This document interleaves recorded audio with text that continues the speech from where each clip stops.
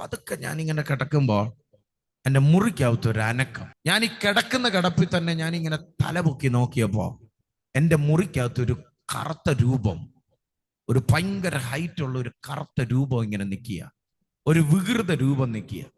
ഇതെന്നെ നോക്കി ചിരിക്കുക.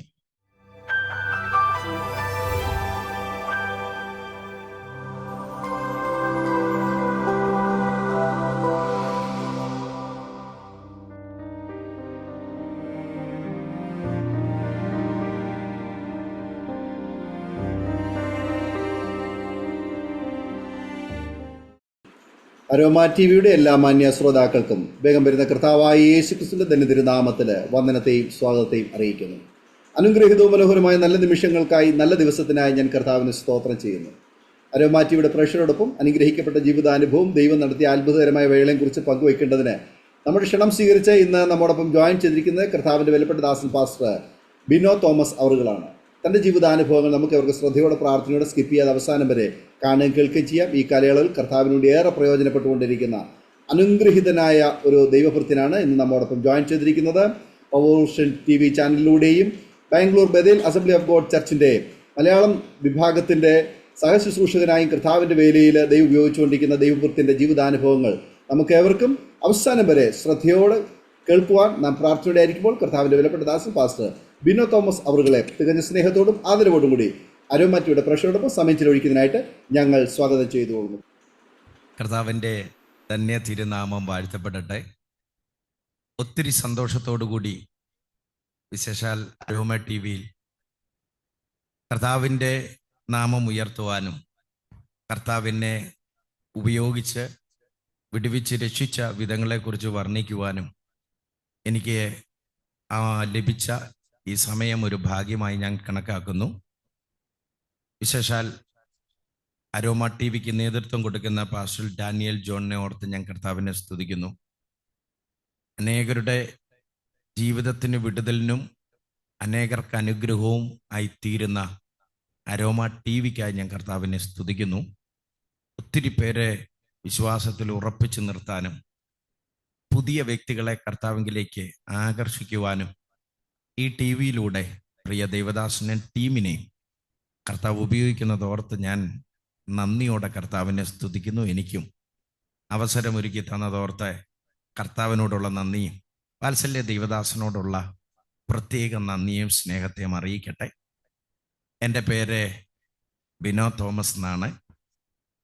ഞാനിപ്പോൾ ബാംഗ്ലൂരിൽ ബദേലേജി ചർച്ചിൽ കർത്താവിൻ്റെ വേലയോടുള്ള ബന്ധത്തിലായിരിക്കുന്നു. അപ്പോൾ തന്നെ കർത്താവ് അയക്കുന്ന പല രാജ്യങ്ങളിൽ, പല ദേശങ്ങളിൽ കർത്താവിൻ്റെ വചനവുമായിട്ട് പോകാൻ കർത്താവ് എനിക്ക് ഭാഗ്യം തരുന്നു. സന്തോഷത്തോടെ സമാധാനത്തോടെ കർത്താവിൻ്റെ വേല ചെയ്യുവാൻ കർത്താവ് ഞങ്ങളെ കുടുംബമായി സഹായിക്കുന്നു. എൻ്റെ ഭാര്യയുടെ പേര് ഷേർലി എന്നാണ്. എനിക്ക് 2 കുഞ്ഞുങ്ങളെ കർത്താവ് ദാനമായിട്ട് തന്നു. മൂത്തത് മകനാണ്, മോൻ്റെ പേര് സ്റ്റീവ് എന്നാണ്. രണ്ടാമത്തെ കുഞ്ഞ് മകളാണ്, മോളുടെ പേര് സ്റ്റീവിയ എന്നാണ്. മോൻ 8ാം ക്ലാസ്സിൽ പഠിക്കുന്നു, മോളെ LKG പഠിച്ചുകൊണ്ടിരിക്കുന്നു. ഇതാണ് ഞങ്ങളുടെ കുടുംബം. കർത്താവിൻ്റെ കൃപയാൽ ഞങ്ങളെ തമ്പുരാൻ്റെ ഏറ്റവും മഹത്വമേറിയ വേല ചെയ്യുന്നു. ഞങ്ങളുടെ കഴിവല്ല, ഞങ്ങളുടെ മിടുക്കല്ല, പ്രാപ്തിയല്ല, വാചാലതയല്ല, ഒന്നുമല്ല. ഒരു കഴിവുമില്ലാത്തവരെ കർത്താവ് ഉപയോഗിക്കുന്ന കൂട്ടത്തിൽ ഞങ്ങളെയും കർത്താവ് ഉപയോഗിക്കുന്നു. അതുകൊണ്ട് എൻ്റെ സാക്ഷ്യത്തിലേക്ക് ഞാൻ കടക്കും. എല്ലാവരും പ്രാർത്ഥനയോടുകൂടി മാത്രം ദൈവസന്നിധിയിലായിരിക്കണം. സാക്ഷ്യവാചകങ്ങളിലേക്ക് കടക്കുന്നതിന് മുമ്പേ എൻ്റെ ജീവിതത്തോടും എൻ്റെ അനുഭവത്തോടും ഒക്കെ കണക്റ്റായ ഒരു പഴയ മലയാളം പാട്ട് ഞങ്ങളെ ചേർന്നൊന്ന് പാടാൻ ആഗ്രഹിക്കുന്നു. എല്ലാവർക്കും അറിയാവുന്ന ഒരു പാട്ടാണ് ഇത്. എൻ്റെ തന്നെയല്ല, നിങ്ങളുടെ എല്ലാ അനുഭവമാണ്. പാട്ടുകാരൻ ഇങ്ങനെയാണ് പറയുന്നത്: അന്നേ മരിച്ചു പോയെങ്കിൽ എൻ ദൈവമേ ഞാൻ ചെന്നൈ വൻ നരകമതിൽ. ഞാനിങ്ങനെ ഓർക്കുകയായിരുന്നു, പണ്ടേ മരിച്ചു പോയിരുന്നെങ്കിൽ, പണ്ടേ നശിച്ചു പോയിരുന്നെങ്കിൽ ഞങ്ങളൊക്കെ നിത്യമായ അഗ്നിക്കും നരകത്തിനും യോഗ്യരായി പോയേനെ. പക്ഷേ മരണത്തിന് കൊടുക്കാതെ പാപത്തിന് കൊടുക്കാതെ, ശാപത്തിന് കൊടുക്കാതെ ഞങ്ങളെയൊക്കെ കർത്താവ് ചേർത്ത് നിർത്തി ഇവിടെ കൊണ്ടുവന്നു. അതുകൊണ്ട് ഒരു നിമിഷം എൻ്റെ സാക്ഷ്യം കേൾക്കുന്നതിന് മുമ്പേ ആ കർത്താവിൻ്റെ സ്നേഹത്തെ വർണ്ണിക്കുന്ന, ആ കർത്താവിൻ്റെ സ്നേഹത്തെ ഓർക്കുന്ന, ആ കർത്താവിൻ്റെ സ്നേഹത്തെ പാട്ടുകാരൻ വിവരിച്ചിരിക്കുന്ന ആ പാട്ട് എൻ്റെ സ്നേഹിതരൻ്റെ കൂട്ടത്തിലുണ്ട്. ഞങ്ങൾ ഒരുമിച്ച് ചേർന്ന് കർത്താവിൻ്റെ നാമമഹത്വത്തിനായി അതൊന്ന് പാടട്ടെ. ആ പാട്ട് നിങ്ങൾക്ക് ഒരു അനുഗ്രഹമായിരിക്കും. കർത്താവ് അനുഗ്രഹിക്കട്ടെ. മരിച്ചു പോയി എൻ ദൈവമേ, ഞാൻ ചെന്നേ വന്നരകമതിൽ. അന്നേ മരിച്ചു പോയെങ്കിൽ എൻ ദൈവമേ, ഞാൻ ചെന്നേ വന്നരകമതിൽ.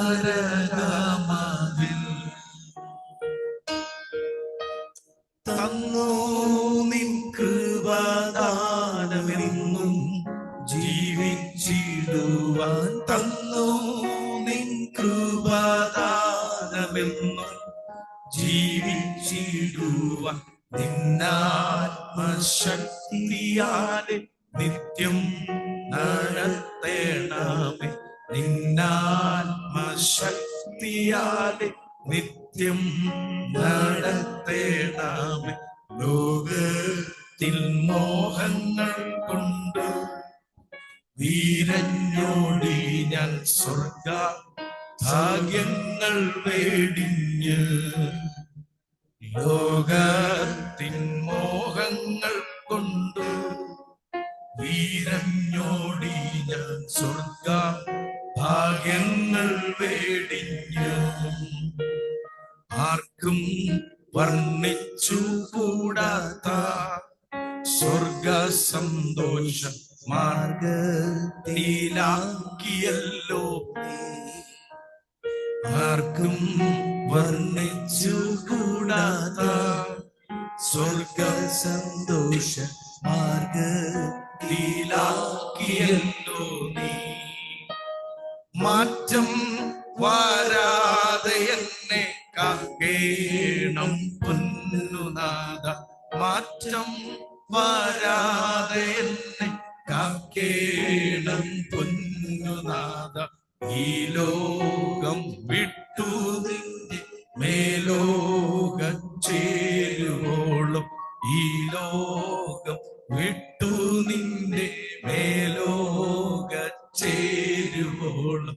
ലോകത്തിൻ മോഹങ്ങൾ കൊണ്ട് വീരഞ്ഞോടി ഞാൻ സ്വർഗ ഭാഗ്യങ്ങൾ വേടിഞ്ഞു.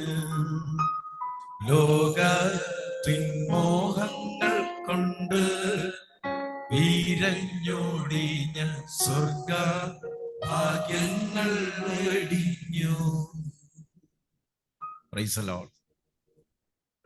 കർത്താവിൻ്റെ ധന്യ തിരുനാമം ഒരു പ്രാവശ്യം കൂടെ വാഴ്ത്തപ്പെടട്ടെ. എൻ്റെ അനുഭവ സാക്ഷ്യത്തിലേക്ക് ഞാൻ പ്രവേശിക്കട്ടെ. അതിനു മുമ്പേ പറയട്ടെ, കർത്താവിനെ കണ്ടുമുട്ടിയവരാരും നശിച്ചു പോകത്തില്ല. കർത്താവിൻ്റെ ശുശ്രൂഷ ചെയ്യുന്നവരാരും തീർന്നു പോകത്തില്ല. കർത്താവ് വിളിച്ചിറക്കിയവരാരും ഈ ഭൂമിയിൽ കിടന്ന് നശിക്കാൻ കർത്താവ് അനുവദിക്കത്തില്ല. അവരനുഗ്രഹിക്കപ്പെടും, അവരുയരപ്പെടും. അവരിലൂടെ അനേകർ കർത്താവിനെ കാണും. ഇതാണ് എൻ്റെ സാക്ഷ്യത്തിൻ്റെ ചുരുക്കം. ഞാൻ ജനിച്ചതും വളർന്നതും ഒരു യാക്കോബ പശ്ചാത്തലത്തിലുള്ള കുടുംബത്തിലാണ്. എൻ്റെ പിതാവ്, എൻ്റെ മാതാവൊക്കെ ഒരു യാക്കോബക്കാരായിരുന്നു. എൻ്റെ പിതാവ് നന്നായിട്ട് മദ്യപിക്കുന്ന ഒരു സ്വഭാവമുള്ള വ്യക്തിയായിരുന്നു. നന്നായി മദ്യപാനിയായിരുന്നു. പിതാവിൻ്റെ പല കൂട്ടുകാരും എന്നോട് പറഞ്ഞത്, എൻ്റെ പിതാവിനെ നാട്ടിൽ താമര എന്നാ വിളിച്ചുകൊണ്ടിരുന്നത്. താമര. അതിന് കാരണം താമര എപ്പോഴും വെള്ളത്തിലാണ് നിൽക്കുന്നത്. അതുകൊണ്ട് എൻ്റെ പപ്പ എപ്പോഴും മദ്യപിച്ചത് കൊണ്ട്, വെള്ളത്തിലായിരുന്നത് കൊണ്ട് നാട്ടുകാരെൻ്റെ പിതാവിനെ താമര എന്നാ വിളിച്ചുകൊണ്ടിരുന്നത്. അങ്ങനെ ഉണ്ടായിരുന്ന സ്വത്തുക്കൾ മുഴുവൻ മദ്യപിച്ച് വിറ്റു തീർത്ത ഒരു പിതാവിന്റെ മകനായിരുന്നു ഞാൻ. എല്ലാം നശിച്ചു പോയിരുന്നു. ഒരു കാലഘട്ടത്തിൽ ഞങ്ങളുടെ നാട്ടിൽ അനേക സ്വത്തുക്കൾ പിതാവിനുണ്ടായിരുന്നെങ്കിലും മദ്യപാനത്തിന്റെ ഫലമായി ബാങ്കിൽ നിന്നൊക്കെ ഒത്തിരി പൈസ ലോൺ എടുത്ത് അവസാനം ലോണ് തിരിച്ചടക്കാൻ വയ്യാതെ ഞങ്ങൾക്കുണ്ടായിരുന്ന കുറേ സ്വത്തുക്കൾ ബാങ്കുകാര് ജപ്തി ചെയ്തുകൊണ്ട് പോയ സംഭവങ്ങളൊക്കെ എനിക്കറിയാം. അങ്ങനെ ഇരിക്കുന്ന ഒരു ദിവസം എനിക്ക് ഏകദേശം 4 വയസ്സ് കഴിഞ്ഞ സമയത്ത് എൻ്റെ പിതാവിനെ മദ്യപിച്ചു കഴിഞ്ഞാൽ എൻ്റെ മമ്മിയെ ക്രൂരമായി മർദ്ദിക്കും. ഞങ്ങൾ 3 കുഞ്ഞുങ്ങളാണ്. വീട്ടിൽ സന്തോഷമില്ല, സമാധാനമില്ല. സമാധാനത്തോടെ എൻ്റെ മമ്മിയോ എൻ്റെ വീട്ടിലുള്ളവരോ കിടന്നുറങ്ങിയത് ഓർക്കാൻ പറ്റാത്തൊരു കാലഘട്ടം. പേരിൽ ഞങ്ങൾ ക്രിസ്ത്യാനികളായിരുന്നു, പാരമ്പര്യം പറയാനുള്ള ക്രിസ്ത്യാനികളായിരുന്നു, യാക്കോബക്കാരായിരുന്നു.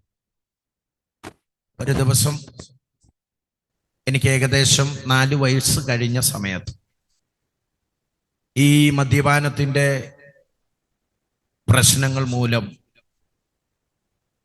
ഞങ്ങൾ 3 കുഞ്ഞുങ്ങളെ വീട്ടിലിട്ടിട്ട് എൻ്റെ മമ്മിയുടെ വീട്ടിലേക്ക് പോയ സമയത്ത് എൻ്റെ പിതാവ് രാവിലെ മദ്യപിച്ച് ലെക്ക് കെട്ടവനായി വീട്ടിൽ, ഞങ്ങളുടെ പഴയ വീടായിരുന്നു, വീടിൻ്റെ ഫ്രണ്ടിലുള്ള ആ വരാന്തയിൽ ഒരു ചാരുകസേരയിൽ ഇങ്ങനെ കിടക്കുന്ന സമയത്ത് ഞങ്ങളുടെ വീട്ടില് ഒരങ്കിള് തേങ്ങയിടാൻ വരുമായിരുന്നു. ആ തേങ്ങയിടാൻ വരുന്ന അങ്കിള് ഒരു ക്രിസ്ത്യാനിയായിട്ടുള്ള മനുഷ്യനായിരുന്നു. നമ്മുടെ ഭാഷയിൽ പറഞ്ഞാൽ ഒരു പെന്തക്കോസുകാരനായിരുന്നു. ആ ദൈവ മനുഷ്യൻ,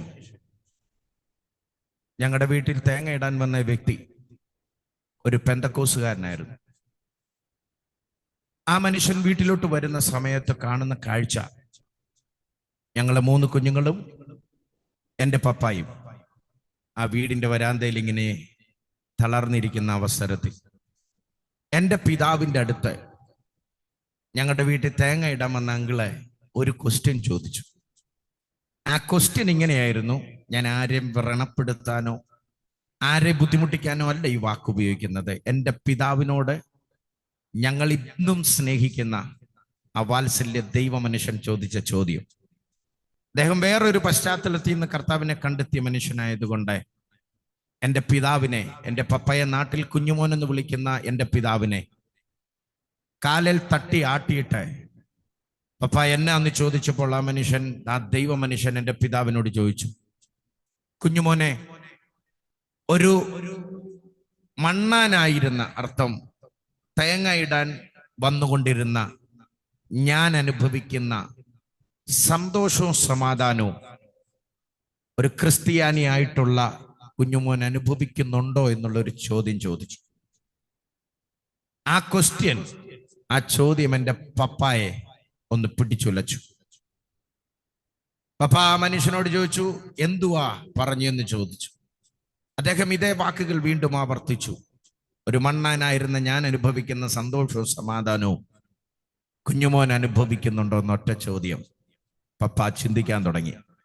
പപ്പ ഞങ്ങളോട് പറഞ്ഞതാ ഞാൻ പറയുന്നത്. പപ്പ ചിന്തിക്കാൻ തുടങ്ങി. ശരിയാ, പാരമ്പര്യത്തിൽ ക്രിസ്ത്യാനിയാണ്, പാരമ്പര്യത്തിൽ പലതും പറയാനുണ്ട്, പക്ഷെ ജീവിതത്തിൽ സന്തോഷമില്ല, സമാധാനമില്ല. പപ്പ പെട്ടെന്ന് ആ ചാരുകസേര ഇരുന്നുകൊണ്ട് തന്നെ ആ മനുഷ്യനോട് പറഞ്ഞു, എനിക്ക് വേണ്ടി ഒന്ന് പ്രാർത്ഥിക്കാവോ എന്ന് ചോദിച്ചു. ആ മനുഷ്യൻ വളരെ ബന്ധപ്പെട്ട് പപ്പായ്ക്ക് വേണ്ടി ഒറ്റ പ്രാർത്ഥന പ്രാർത്ഥിച്ചു. യേശുവേ, കുഞ്ഞുമോനെ രക്ഷിക്കണേ എന്ന് പ്രാർത്ഥിച്ചു. എൻ്റെ പിതാവ് എന്നോട് പറഞ്ഞത്, അന്ന് ആ പ്രഭാതത്തിൽ എൻ്റെ പപ്പ മദ്യപാനം നിർത്തി. ഇത് ഞാൻ വാക്കുകളിലൂടെ വിവരിക്കുമ്പോൾ ചിലപ്പോൾ പറഞ്ഞറിയിക്കാൻ പറ്റത്തില്ല. അന്ന് വരെ മുക്കുടിയനായ, ഒരിക്കലും മദ്യപാനം നിർത്താൻ പറ്റത്തില്ലെന്ന സകലരും പറഞ്ഞ, രാവിലെ തൊട്ട് രാത്രി വരെ ഉറങ്ങുന്നിടം വരെ കള്ളു കുടിച്ചോണ്ടിരുന്ന എൻ്റെ പിതാവ് ആ ദൈവ മനുഷ്യന്റെ ഒറ്റ പ്രാർത്ഥനയിൽ മദ്യപാനം എന്നേക്കുമായിട്ട് നിർത്തി. പപ്പ ഞങ്ങളോട് പറഞ്ഞ ഇങ്ങനെയാ, ആ ബ്രദർ, ആ അച്ചായൻ കരം വെച്ച് പ്രാർത്ഥിച്ച സമയത്ത് ശരീരത്തിൽ നിന്ന് എന്തോ ഉരുണ്ടു പോകുന്ന ഒരു ഫീലിംഗ് ഉണ്ടായി. അന്ന് പകലിൽ എൻ്റെ പിതാവ് മദ്യപാനം നിർത്തി, എൻ്റെ പിതാവ് കള്ളുകുടി നിർത്തി. ആ കള്ളുകുടി നിർത്തിയതോടുകൂടി ഞങ്ങളുടെ കുടുംബം മുഴുവനായി രക്ഷിക്കപ്പെട്ട കാനത്തുള്ള IPC സഭയിൽ ഞങ്ങൾ ചേരുകയായിരുന്നു.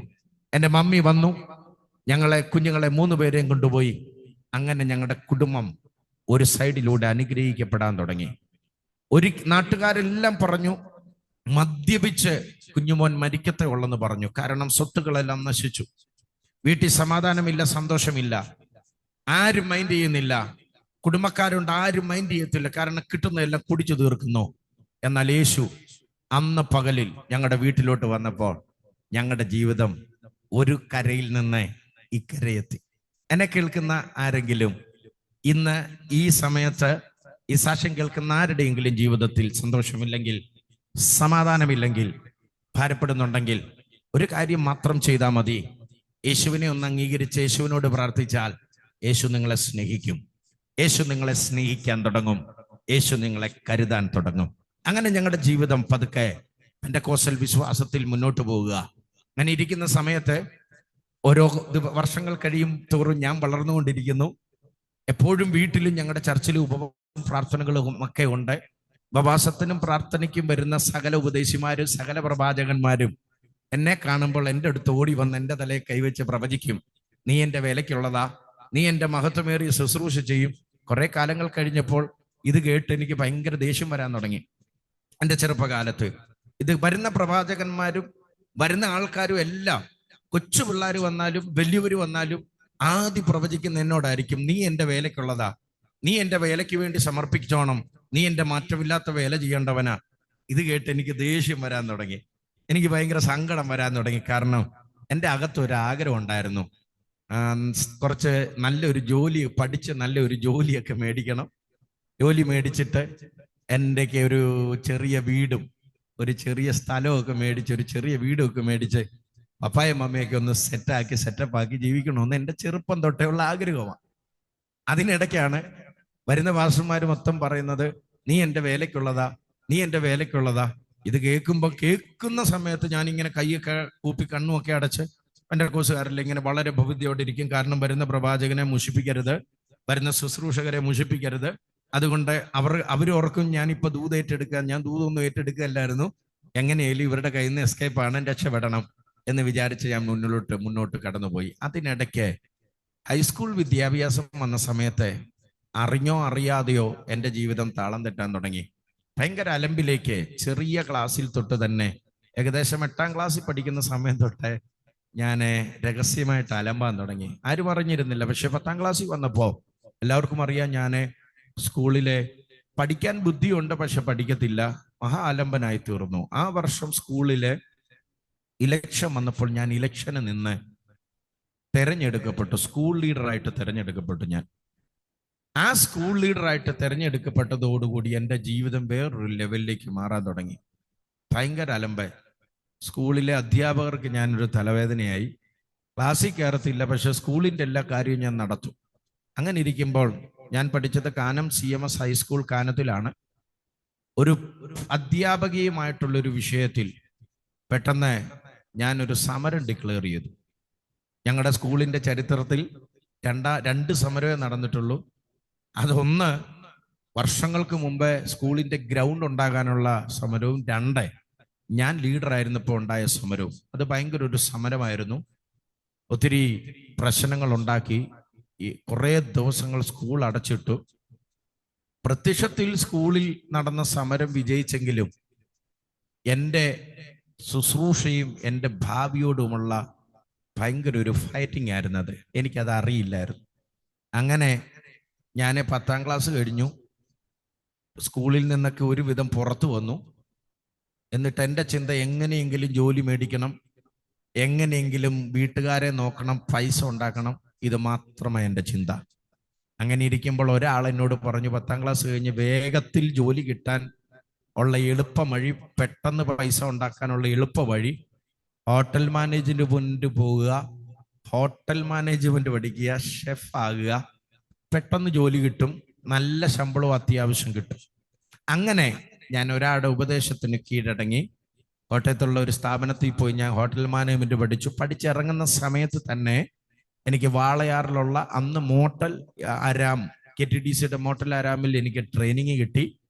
കുറച്ച് മാസങ്ങൾ കഴിഞ്ഞപ്പോൾ എനിക്ക് മൂന്നാറിൽ മറയൂർ എന്ന് പറയുന്ന സ്ഥലത്തെ ഒരു 3 സ്റ്റാർ ഹോട്ടലിൽ ജോലി കിട്ടി. ജോലിക്ക് പോകുന്നതിൻ്റെ തലേദിവസം രാത്രിയിൽ വീട്ടിൽ പ്രാർത്ഥനയൊക്കെ നടത്തി.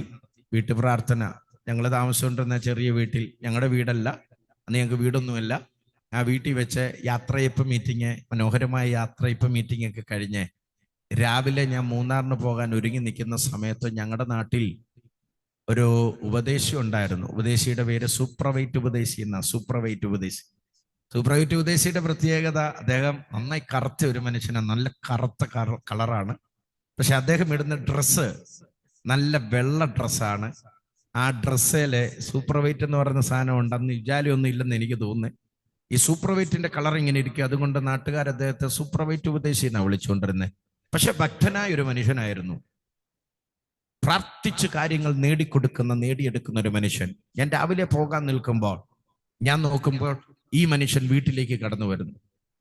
ഈ മനുഷ്യൻ വീട്ടിലോട്ട് കയറി വന്ന ഉടനെ ഞാൻ ഈ പാസ്റ്റപ്പച്ചനെ ഒഴിവാക്കാൻ വേണ്ടി എന്തോ ഒരു ചെറിയ സ്വോത്ര കാഴ്ച അദ്ദേഹത്തിന്റെ കയ്യിലോട്ട് ഇങ്ങനെ വെച്ച് നീട്ടി. അപ്പച്ച സ്വോത്രം എന്ന് പറഞ്ഞു. അപ്പച്ചൻ കൈക്കിട്ട് ഒറ്റ തട്ട് തട്ടി, നിന്റെ പൈസ മേടിക്കാനല്ല ഞാൻ വന്നത്, എന്നോട് കർത്താവ് ഒരു കാര്യം പറഞ്ഞു, അത് പറയാനാ ഞാൻ വന്നത്. ഞാൻ ചോദിച്ചു എന്തുവാ? എന്നോട് ആ വാത്സല്യ പിതാവ് പറഞ്ഞു, നീ എൻ്റെ വേലയ്ക്കുള്ളവനാ, നീ എൻ്റെ വേല വിട്ട് ഇടത്തോട്ടോ വലത്തോട്ടോ മാറരുത്, നീ എവിടെ പോയാലും നീ ശുഭം വരത്തില്ല, കാരണം ഞാൻ നിന്നെ തെരഞ്ഞെടുത്തു പോയി, നീ എൻ്റെ വേലയ്ക്ക് നിൽക്കണം. ആ വാക്കുകൾ എൻ്റെ ഹൃദയത്തിൽ ആഞ്ഞു തറച്ചെങ്കിലും ഞാൻ ആ വാക്ക് കൈക്കൊണ്ടില്ല. അപ്പച്ചൻ പോയ പുറകെ ഞാൻ പെട്ടിയെടുത്ത് ഞാൻ മൂന്നാറിൽ പോയി, മറയൂർ പോയി. ഞാൻ വളരെ സന്തോഷത്തോടെ, അപ്പച്ചൻ പറഞ്ഞ ദൂതുകൾ മനസ്സിൽ കിടപ്പുണ്ടെങ്കിലും ബസ്സിൽ കയറി യാത്ര തുടങ്ങിയപ്പോൾ ദൂതെല്ലാം മറന്നുപോയി. കുറച്ച് കഴിഞ്ഞപ്പോൾ അവിടെ ചെന്നു, ജോലിയിൽ പ്രവേശിച്ചു. എന്നെ ചിന്തിപ്പിച്ച് എന്നെ ഞെട്ടിച്ച് കളഞ്ഞൊരു സംഭവം അവിടെ ഉണ്ടായി. ജോലിയിൽ പ്രവേശിച്ച്, ഞാൻ ഷെഫാണ്, എൻ്റെ കൂട്ടുകാരുണ്ട്. ജോലിയിൽ പ്രവേശിച്ച അന്ന് ഞങ്ങളുടെ ഹോട്ടലിൽ പൊട്ടാൻ തുടങ്ങി. അന്ന് വരെ നല്ല രീതിയിൽ കച്ചവടം നടന്നുകൊണ്ടിരുന്ന ഹോട്ടല് ഞാൻ ചെന്ന് ജോയിൻ ചെയ്ത് അന്ന് പൊട്ടാൻ തുടങ്ങി. ഞാൻ നോക്കുമ്പോൾ മാനേജരും അവരും ഇങ്ങോട്ടൊക്കെ ഓടി നടക്കുന്നു. എന്നാ സംഭവം എന്ന് അറിയത്തില്ല. പക്ഷേ ഹോട്ടലിൽ ബിസിനസ് ഉണ്ട്, പൈസ കാണുന്നില്ല, എന്തൊക്കെയോ അവർ പറയുന്നു, എന്തൊക്കെയോ കാരണങ്ങൾ പറയുന്നു. അപ്പോൾ എനിക്ക് മനസ്സിലായി, തലേദിവസം അപ്പച്ചൻ പറഞ്ഞ ദൂത് എൻ്റെ മനസ്സിലേക്ക് ഓടി വന്നു. നീ എൻ്റെ വേലയ്ക്കുള്ളതാ, നീ എവിടെ പോയാലും ശുഭം വരത്തില്ല. എന്നിട്ടും ഇത് മനസ്സിലിട്ടിട്ട് ഞാൻ പിടിച്ചു നിന്നു. ഞാൻ ചിന്തിച്ചു, എങ്ങനെയെങ്കിലും കുറെ നാള് എൻ്റെ മനസ്സിലുണ്ടായിരുന്ന ആഗ്രഹം, കേരളത്തിൽ കുറച്ച് നാൾ ജോലി ചെയ്യുക, എന്നിട്ട് വിദേശ രാജ്യത്ത് എവിടെയെങ്കിലും പോയി കുറച്ച് പൈസ ഉണ്ടാക്കിക്കൊണ്ട് തിരിച്ചു വരിക, എന്നിട്ട് സുവിശേഷ വേല ചെയ്യുക. അങ്ങനെയായിരുന്നു ഞാൻ പ്ലാൻ ചെയ്തിരുന്നത്. പക്ഷേ എനിക്ക് അവിടെ നിന്നപ്പോൾ എന്നോട് എല്ലാ ദിവസവും രാത്രിയിൽ ഒരു നിമിഷം എടുത്ത് പ്രാർത്ഥിക്കാൻ ഒരുങ്ങുമ്പോഴോ കിടക്കാൻ ഒരുങ്ങുമ്പോഴോ പരിശുദ്ധാത്മാവ് എന്നോട് സംസാരിക്കും, മോനെ നീ എൻ്റെ വേലക്കിറങ്ങേ.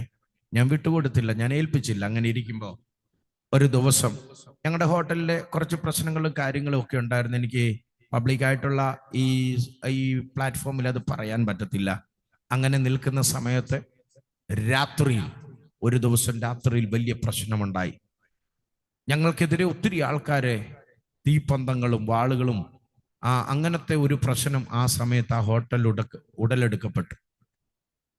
സ്റ്റാഫിനെയൊക്കെ അവർ ആക്രമിക്കാൻ തുടങ്ങി. കൂട്ടത്തിൽ എന്നെ ആക്രമിക്കാനൊക്കെ തുടങ്ങിയ സമയത്ത് പ്രാണരക്ഷാർത്ഥം, മറയൂർ പോയിട്ടുള്ളവർക്കറിയാം, ഒരു ടൂറിസ്റ്റ് പ്ലേസ് ആണ്, കരിമ്പുംകാടുണ്ട്. ഞാനും എൻ്റെ കൂട്ടുകാരനും കൂടെ കൂടി കരിമ്പുംകാട്ടിൽ അഭയം പ്രാപിച്ചൊരു നവംബർ മാസം. ഇന്നത്തെ മൂന്നാറല്ല, അന്നത്തെ മൂന്നാർ ഭയങ്കര കൊടും തണുപ്പുള്ള സമയത്ത് കരിമ്പുംകാട്ടിനകത്ത് ഇങ്ങനെ ഇരിക്കുക, വിറച്ചിരിക്കുക. കരിമ്പുംകാട്ടിനകത്ത് നിങ്ങൾ ഇറങ്ങി അറിയാൻ ശരീരമൊക്കെ മുറിയും. അങ്ങനെ ഇരിക്കുന്ന സമയത്ത് ഞാൻ പെട്ടെന്നൊരു ശബ്ദം കേൾക്കുക. ആ ശബ്ദം ഇങ്ങനെയായിരുന്നു, ഇനി നീ എൻ്റെ വേലക്കിറങ്ങാമോ? ഞാൻ എൻ്റെ അടുത്തിരുന്ന കൂട്ടുകാരനോട് ചോദിച്ചു, നീ എന്തെങ്കിലും പറഞ്ഞോ എന്ന് ചോദിച്ചു. അവനൊരു വേറൊരു വിഭാഗത്തിൽപ്പെട്ട ഒരു സഹോദരനായിരുന്നു. അവൻ ചെവി പൊട്ടുന്ന ശബ്ദത്തിൽ ഒരു തെറി എന്നെ വിളിച്ചു, മിണ്ടാതിരികടാന്ന് പറഞ്ഞു. പിന്നെ ഞാൻ മൗനമായിരുന്ന ഒരു 10 മിനിറ്റ് കഴിഞ്ഞു കാണും. അപ്പോൾ വീണ്ടും ഒരു ശബ്ദം, കുഞ്ഞേ ഇനി നീ എൻ്റെ വേലയ്ക്ക് ഇറങ്ങാമോ? എനിക്ക് മനസ്സിലായി ദൈവാത്മാവിന്റെ ശബ്ദമാണ്. കർത്താവിൻ്റെ ശബ്ദമാണ്. കർത്താവ് എന്നെ നേരിട്ട് വിളിക്കുക. ഞാൻ ആ കരിമ്പും കാട്ടിനകത്ത് മുട്ടുകുത്തി 2 കരവും സ്വർഗത്തിലേക്ക് ഉയർത്തിപ്പിടിച്ച് ഞാൻ പറഞ്ഞു, യേശുവേ, ഇനി ഞാൻ സമർപ്പിക്കുന്നു. ഇനി ഞാൻ അങ്ങയുടെ മാറ്റമില്ലാത്ത ശുശ്രൂഷ ഞാൻ ചെയ്തോളാം. ഇനി ഞാൻ മാറ്റമില്ലാത്ത വചനവും എടുത്തുകൊണ്ട് ഇറങ്ങിക്കോളാം, എന്തു വന്നാലും. കാരണം ജീവൻ പോകുന്ന ഒരു അവസരം അവിടെ ഉടലെടുത്തപ്പോൾ കർത്താവ് എന്നെ കരിമ്പും കാട്ടിനകത്ത് വെച്ച് അറസ്റ്റ് ചെയ്തു. ഞാൻ 2 കരവും ഉയർത്തിപ്പിടിച്ച് മേളിലോട്ട് നോക്കി പറഞ്ഞു, യേശുപ്പാ, ഞാൻ അങ്ങയുടെ മാറ്റമില്ലാത്ത വചനം എടുത്തോളാം. അങ്ങനെ അവിടുന്ന് ഒരു വിധത്തിൽ എങ്ങനെയോ ആ രാത്രിയിൽ രക്ഷപ്പെട്ട് ഞാൻ എൻ്റെ വീട്ടിൽ വന്നു. വീട്ടിൽ വന്ന് എൻ്റെ തുടർന്നുള്ള കാര്യങ്ങൾ ഞങ്ങളുടെയൊക്കെ ആശാനായിരിക്കുന്ന, ഞങ്ങളെയൊക്കെ ശുശ്രൂഷയിൽ കരം പിടിച്ചുയർത്തിയ ലോകമറിയപ്പെടുന്ന ജോൺ ഫിലിപ്പ് സാറ്, കുട്ടികളുടെ കൂട്ടുകാരൻ, അല്ലെങ്കിൽ ചൈൽഡ് വിഷൻ ഇന്ത്യയുടെ ഡയറക്ടറായിരുന്ന ജോൺ ഫിലിപ്പ് സാറിൻ്റെ അടുത്ത് വന്ന് ഞാൻ സുവിശേഷ വേലയ്ക്ക് പ്രവേശിച്ചു. അപ്പോൾ തന്നെ കോട്ടയം തിയോളജിക്കൽ സെമിനാരിയിൽ ഞാൻ ജോയിൻ ചെയ്ത് എൻ്റെ വേദപഠനം അവിടെ ആരംഭിച്ചു. അങ്ങനെയാണ് 99 ഞാൻ എൻ്റെ വചന പഠനത്തിനായിട്ടും ശുശ്രൂഷയ്ക്കും വേണ്ടി ഞാൻ വേർതിരിയപ്പെട്ടത്. അങ്ങനെ ഞാൻ സെമിനാരിയിൽ പഠനം ആരംഭിച്ചു. സെമിനാരിയിൽ പഠനം ആരംഭിച്ച് ആ സമയത്ത് കുഞ്ഞുങ്ങളോട് സുവിശേഷം അറിയിക്കുന്നത് എനിക്ക് വളരെ ഇഷ്ടമായിരുന്നു, വളരെ ആഗ്രഹമായിരുന്നു. അങ്ങനെ കുഞ്ഞുങ്ങളോട് സുവിശേഷം അറിയിക്കാൻ പലയിടങ്ങളിൽ പോയ കൂട്ടത്തിൽ അങ്ങനെ ഈര എന്ന് പറയുന്ന സ്ഥലത്ത് ഞാൻ ചെന്നു. അവിടെ ഒരു ക്ലബ്ബ് സ്റ്റാർട്ട് ചെയ്തു. ആ ക്ലബ്ബ് കുറച്ച് ദിവസങ്ങൾ കഴിഞ്ഞപ്പോൾ ഇന്ത്യ പെന്തക്കോസ്ത് ദൈവസഭയുടെ ഒരു ചർച്ചായിട്ട് മാറി. അത് ഈര IPC ചർച്ച് ആ സമയത്തുണ്ടായിരുന്നു. ഇന്ന് അത് അങ്ങോട്ടോ ഇങ്ങോട്ടോ അത് മാറി അതിൻ്റെ വേറെ ഒരു സെന്ററുമായിട്ട് അവർ ജോയിൻ ചെയ്തു. അപ്പോൾ തന്നെ കോട്ടയത്തുള്ള ഫിലദൽഫിയ ചർച്ചിൻ്റെ IPC ഫിലദൽഫിയ ചർച്ചിൻ്റെ അണ്ടറിൽ ഞാൻ കുറച്ച് നാൾ വർക്ക് ചെയ്തു. അങ്ങനെ എൻ്റെ സുവിശേഷ പ്രാരംഭഘട്ടത്തിൽ സുവിശേഷീകരണം ഇങ്ങനെ മുന്നോട്ട് പോയപ്പോൾ എന്നോട് ഒരാൾ പറഞ്ഞു, നീ കേരളത്തിൽ നിന്നാൽ ശരിയാകത്തില്ല, കേരളത്തിന് വെളിയിൽ പോയി സെമിനാരിയിൽ പോയി പഠിക്കണം. പഠിച്ചിട്ട് കേരളത്തിന് വെളിയിൽ പോയി പഠിച്ചാലേ ഇംഗ്ലീഷ് പഠിക്കാൻ പറ്റത്തുള്ളൂ, കേരളത്തിൽ നിന്നാൽ മലയാളം മാത്രം പഠിക്കത്തുള്ളൂ എന്നും പറഞ്ഞ് ഞാനൊരു തീരുമാനമെടുത്തു. എങ്ങനെയെങ്കിലും ഇംഗ്ലീഷ് പഠിക്കണം. ഇംഗ്ലീഷ് പഠിക്കാൻ ഞാനിങ്ങനെ എൻ്റെ ഒരു കൂട്ടുകാരനായ ഒരു അധ്യാപകനുണ്ടായിരുന്നു. ചെന്നൈ സെമിനാരി പഠിപ്പിച്ച അധ്യാപകനുമായിട്ട് സംസാരിച്ചപ്പോൾ ബാംഗ്ലൂരുള്ള ഒരു സെമിനാരിയിൽ അദ്ദേഹം പോവുകയാണെന്ന് പറഞ്ഞു. എന്നോട് പറഞ്ഞു, നിന്നെയും കൊണ്ടുപോകാമെന്ന് പറഞ്ഞു. അങ്ങനെ ഞാൻ എൻ്റെ കേരളത്തിലെ സുവിശേഷീകരണം എല്ലാം അവസാനിപ്പിച്ച് ഇംഗ്ലീഷ് പഠിക്കാൻ വേണ്ടി ഒരു കോഴ്സ് എടുത്ത് ഞാൻ ബാംഗ്ലൂരിലുള്ള ആ സെമിനാരിയിൽ ചെന്നു. സെമിനാരിയിൽ പോകുന്നതിന് മുമ്പ് കിടങ്ങന്നൂർ കുഞ്ഞുമോൻചാൻ എന്ന് പറയുന്ന ഒരു പ്രവാചകനായ മനുഷ്യനുണ്ട്, ശക്തനായ ഒരു മനുഷ്യൻ. ഒരാളുടെ കൂട്ടത്തിൽ ഞാൻ ആ കിടങ്ങന്നൂർ കുഞ്ഞുമോൻചാന്റെ വീട്ടിൽ ചെന്നൊരു ആവശ്യത്തിന്, ബാംഗ്ലൂർ പോകുന്നതിന് ചില ദിവസങ്ങൾക്ക് മുമ്പ്. അപ്പോ ഞാൻ അവിടെ ചെന്ന സമയത്ത് അച്ചായൻ അവിടെ ഇരിപ്പുണ്ട്. അച്ചായൻ എന്തോ ഗ്യാസ് കയറിയിട്ട് അസ്വസ്ഥതയിൽപ്പെട്ട് ഇങ്ങനെ ഇരിക്കുകയാണ്. ഞാൻ എന്തോ തിരുമിയൊക്കെ കൊടുത്തു. പെട്ടെന്ന് പരിശുദ്ധാത്മാവിൽ കിടങ്ങന്നൂർ കുഞ്ഞുമോൻചാൻ എന്നോടൊരു ദൂത് പറഞ്ഞു, മകനെ, ഞാൻ നിന്നെ ബാംഗ്ലൂർ അയക്കും. നിനക്കവിടെ ഭയങ്കര കഷ്ടതകളും പരിശോധനകളും ഉണ്ട്, പക്ഷെ നീ പിടിച്ചു നിൽക്കണം. ഞാൻ നിന്നെ മാനിച്ചവിടെ ഉയർത്തും. അവിടുന്ന് നിന്നെ ലോകരാജ്യങ്ങളിലേക്ക് ഞാൻ അയക്കും. എൻ്റെ കയ്യിലെ ശക്തമേറിയ ഒരു ആയുധമായിട്ട് നീ മാറും. വീണ്ടും പറഞ്ഞു, പക്ഷേ പരീക്ഷയുണ്ട്, പരീക്ഷണമുണ്ട്, ശക്തമേറിയ പ്രതികൂലമുണ്ട്. അതിനകത്തൊന്നും തകരാതെ പതറാതെ ഇട്ടേച്ചോടരുത്, തിരിച്ചു പോകരുതെന്ന് ആ ദൈവ മനുഷ്യരിലൂടെ ഒരു സന്ദേശം ഞാൻ കേട്ടു. ഇത് കേട്ടിട്ടാണ് ഞാൻ ബാംഗ്ലൂരിലേക്ക് വണ്ടി കയറുന്നത്. ബാംഗ്ലൂരിലേക്ക് ഞാൻ വണ്ടി കയറി ആ സെമിനാരിയിൽ ചെന്നു. ഒരു ദിവസം രാവിലെ ചെന്നു. രാവിലെ തന്നെ ഇന്റർവ്യൂവിന് ഞാൻ പാസ്സായില്ല. ഇന്റർവ്യൂവിന് പാസ്സായില്ലെന്ന് പറഞ്ഞാൽ അതിൻ്റെ അർത്ഥം അവിടെ പൈസ കൊടുക്കണമായിരുന്നു. ആ പൈസ അവർ പറഞ്ഞ പൈസ കൊടുക്കാൻ എനിക്കില്ലെന്ന് പറഞ്ഞു. നമുക്കാരും സപ്പോർട്ടോ കാര്യങ്ങളോ അന്ന് ഇല്ലാതിരുന്നൊരു സമയം, ആരോടും പറയാൻ പറ്റാതിരുന്നൊരു കാലഘട്ടം, ആരോടും സ്പോൺസർഷിപ്പ് ചോദിക്കാൻ എനിക്ക് പരിചയമില്ലായിരുന്നൊരു കാലഘട്ടം. അപ്പൊ അവര് പറഞ്ഞു, പൈസ തന്നില്ലെങ്കിൽ ഇവിടെ പഠിക്കാൻ പറ്റത്തില്ല എന്ന് പറഞ്ഞ് ഞാനും എൻ്റെ കൂട്ടത്തിലുണ്ടായിരുന്ന ഒരു കൂട്ടുകാരനും കൂടെ ഞങ്ങൾ അവിടുന്ന് ഭയങ്കര നിരാശരായിട്ട് അവിടുന്ന് ഇറങ്ങി എൻ്റെ കൂട്ടുകാരൻ കേരളത്തിലേക്ക് മടങ്ങി. പിന്നീട് ഞാൻ ഒന്നുകൂടെ ട്രൈ ചെയ്തു, എങ്ങനെയെങ്കിലും എനിക്കൊന്ന് പഠിക്കണം. എനിക്ക് നിരാശ മാത്രമാണ് കിട്ടിയത്. അങ്ങനെ എന്ത് ചെയ്യണമെന്നറിയാതെ ബാംഗ്ലൂരിൽ, അന്ന് ആ സ്ഥലപ്പേരൊന്നും പറയുന്നില്ല, ആ സ്ഥലത്ത് ഞാൻ എൻ്റെ ഒരു പെട്ടിയും പിടിച്ചോണ്ടായി. എനിക്കൊരു നീല പെട്ടി ഉണ്ടായിരുന്നു, ആ പെട്ടിയും പിടിച്ച് ഞാൻ ആ ബാംഗ്ലൂരിൻ്റെ ആ റോഡ് സൈഡിൽ ഇങ്ങനെ നിൽക്കുക. തിരിച്ച് കേരളത്തിലേക്ക് പോകണേ 112 രൂപ 111 രൂപ അങ്ങോട്ട് ഐലൻഡ് എക്സ്പ്രസ്സിന് ലോക്കൽ ടിക്കറ്റ് എടുക്കണം. എൻ്റെ കയ്യിൽ അതില്ല. പോരണമെന്ന് ആഗ്രഹമുണ്ട്, പക്ഷെ ദൂത് അകത്ത് കിടക്കുന്നു. ദൈവമനുഷ്യനിലൂടെ അറിയിച്ച ദൂത് ആലോചന, നിന്നെ ഞാൻ ബാംഗ്ലൂർ സ്ഥിരപ്പെടുത്തും, നിനക്ക് അവിടെ എൻ്റെ മുഖത്തുമേറിയ വേലയുണ്ട്, പിടിച്ചു നിൽക്കണം. ഞാൻ തീരുമാനിച്ചു, മരണം സംഭവിച്ചാലും ഞാൻ തിരിച്ചു പോകത്തില്ല, ബാംഗ്ലൂർ വിട്ടു പോകത്തില്ല. കാരണം കർത്താവ് എന്നെ കൊണ്ടുവന്നതാ. ഞാൻ അങ്ങനെ ദീർഘനേരം ഞാൻ ആ പട്ടണത്തിൽ നിന്നു. ആരുമില്ല, എനിക്ക് പരിചയക്കാരുമില്ല. രാത്രി 7 മണി വരെ ഞാൻ അവിടെ നിന്നപ്പോൾ എൻ്റെ അന്ന് നാട്ടിലേക്ക് ഈ അളിയാവിളി ഉണ്ടായിരുന്നു. സഹോദരന്മാരെ, കൂട്ടുകാരങ്ങോട്ടും ഇങ്ങോട്ടും അളിയ എന്ന് വിളിക്കുന്ന ഒരു സിസ്റ്റം പണ്ടൊക്കെ ഉണ്ടായിരുന്നു. ഒരു ബൈക്ക് കൊണ്ട് നിർത്തിയിട്ട്, അളിയ എന്നാ ഇവിടെ നിൽക്കുന്നതെന്ന് ചോദിച്ചു. ഞാൻ ചോദിച്ചപ്പോൾ എൻ്റെ കൂട്ടത്തിൽ പണ്ട് പഠിച്ചൊരു എൻ്റെ ഒരു സ്നേഹിതനാ. ഞാൻ പറഞ്ഞു, ഇങ്ങനൊരു അബദ്ധം പറ്റി. അങ്ങനെ അവൻ എന്നെ കയറ്റി എൻ്റെ വേറൊരു സ്നേഹിതന്റെ അടുത്ത് കൊണ്ടാക്കി. ബാംഗ്ലൂരിന്റെ പ്രാരംഭ ദിവസങ്ങൾ എനിക്കൊരു മുറി കിട്ടി. ആ മുറിയിൽ ഞാൻ താമസിക്കാൻ വേണ്ടി തുടങ്ങി. താമസിച്ച അന്നാ മനസ്സിലായത്, ബാംഗ്ലൂരിന്റെ കാലാവസ്ഥ എനിക്ക് അറിയത്തില്ലായിരുന്നു. ഞാൻ ആകെ കൊണ്ടുപോയത് ഒരു പാൻറ്റും 2 ഷർട്ടും തീരെ കനം കുറഞ്ഞ ഒരു ബെഡ്ഷീറ്റും ഒക്കെ ആയിട്ടാണ് ഞാൻ പോയത്. അന്ന് ബാംഗ്ലൂർ നല്ല തണുപ്പാ. എനിക്ക് കിട്ടിയ വീടിൽ കട്ടിലില്ലായിരുന്നു, മിനറൽ വാട്ടർ ഇല്ലായിരുന്നു, രാത്രി കിടക്കാൻ പറ്റത്തില്ല. ഈ കടപ്പക്കല്ല് പിടിച്ചിരിക്കുന്ന ഒരു വീടാ. ആ വീട്ടില് കിടക്കാൻ പറ്റത്തില്ല, ഭയങ്കര ശരീരം തുളച്ചു കയറുന്ന തണുപ്പ് അനുഭവപ്പെടും. കുടിക്കാൻ വെള്ളമില്ല, പൈപ്പ് വെള്ളം കുടിക്കുമ്പോൾ അന്നേരം ഭയങ്കര ശക്തമേറിയ ലൂസ് മോഷൻ ഉണ്ടാവും. അങ്ങനെ ഞാൻ ഭാരപ്പെട്ട് എന്ത് ചെയ്യണമെന്നറിയാതെ ഞാൻ ആ റൂമിൽ കഴിഞ്ഞു.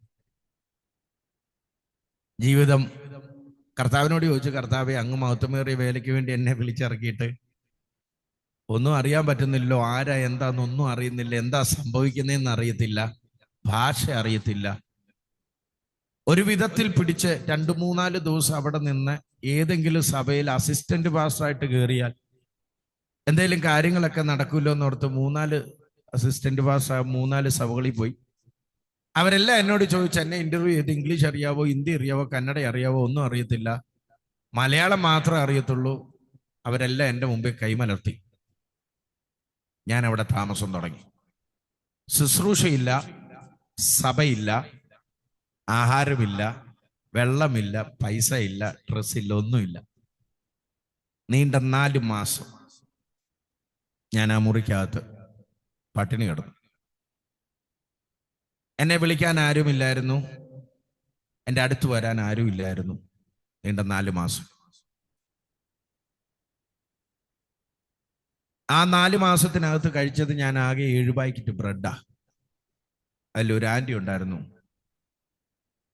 ഒരു ക്രിസ്ത്യാനിയായിട്ടുള്ള ഒരു ആൻറ്റി. ഞാൻ പ്രീസ്റ്റാന്ന് അറിഞ്ഞതുകൊണ്ട് അവരെവിടെയോ പോയിച്ചു വരുമ്പോൾ അവരെനിക്ക് ഓരോ പാക്കറ്റ് ബ്രെഡ് കൊണ്ടുതരും. ഞാൻ ഈ 4 മാസത്തിനിടയ്ക്ക് കഴിച്ചത് 7 പാക്കറ്റ് ബ്രെഡ്. ഒരു ദിവസം ഒരു മാങ്ങാ വണ്ടിക്കാരൻ, നീളമുള്ള മാങ്ങ നിങ്ങൾക്കൊക്കെ അറിയായിരിക്കും, ഈ ഉന്തുവണ്ടിയെ തള്ളിക്കൊണ്ട് വന്ന് അത് പൂളി അതിനിടയ്ക്ക് ഇങ്ങനെ ഈ മുളക് പൊടിയും ഉപ്പും കൂടി ഇട്ട് കൊടുക്കുന്ന ഒരു സിസ്റ്റമൊക്കെ അവിടെ ഉണ്ട്. അതിനന്ന് 2 രൂപ എങ്ങാണ്ട് ഒരു മാങ്ങയ്ക്ക്. എൻ്റെ റൂമിൻ്റെ അടുത്ത് കൊണ്ട് ഇദ്ദേഹം ഈ മാങ്ങ ആരോ ചോദിച്ചപ്പോൾ പൂളി കൊടുക്കാൻ എടുത്തു. അദ്ദേഹത്തിൻ്റെ കയ്യിൽ നിന്ന് സ്ലിപ്പായിട്ട് അത് മോരിയിലേക്ക് വീണു. മോരി എന്ന് പറഞ്ഞാൽ അഴുക്ക് വെള്ളം പോകുന്ന ഓട, ബാംഗ്ലൂരിൻ്റെ അന്നത്തെ ഓട. ഇന്നെല്ലാം കവറിങ്, അന്ന് കവറിങ് ഇല്ലായിരുന്നെന്ന് എനിക്ക് തോന്നുന്നു. ആ ഓടയ്ക്കകത്ത് വീണു. ആ മനുഷ്യൻ പോയി കഴിഞ്ഞാൽ ഞാൻ ആ ഓടയ്ക്കകത്ത് ഇറങ്ങാൻ പറ്റത്തില്ല, അത്ര ദുർഗന്ധമുള്ളതാ. 2 കമ്പ് വെച്ചിട്ട് ബാലൻസ് ചെയ്ത് ഞാൻ ആ മാങ്ങ എടുത്ത് ഞാൻ അത് കഴുകി കഴിച്ചു. അതാണ് എൻ്റെ ശുശ്രൂഷയുടെ പ്രാരംഭം. കർത്താവിനോട് ഞാൻ ചോദിച്ചു, കർത്താവേ, എന്നെ സത്യമായിട്ടും അങ്ങ് ശുശ്രൂഷയ്ക്ക് തെരഞ്ഞെടുത്തതാണോ? എന്നെ അങ്ങ് വിളിച്ചതാണോ? എന്നെ അങ്ങ് വേർതിരിച്ചതാണോ? നീണ്ട ദിവസങ്ങൾ പട്ടിണി, വെള്ളം പോലും കുടിക്കാനില്ല. വെള്ളം കുടിച്ചാൽ, പൈപ്പ് വെള്ളം കുടിച്ചാൽ അന്നേരെ ലൂസ് മോഷൻ ഉണ്ടാകും.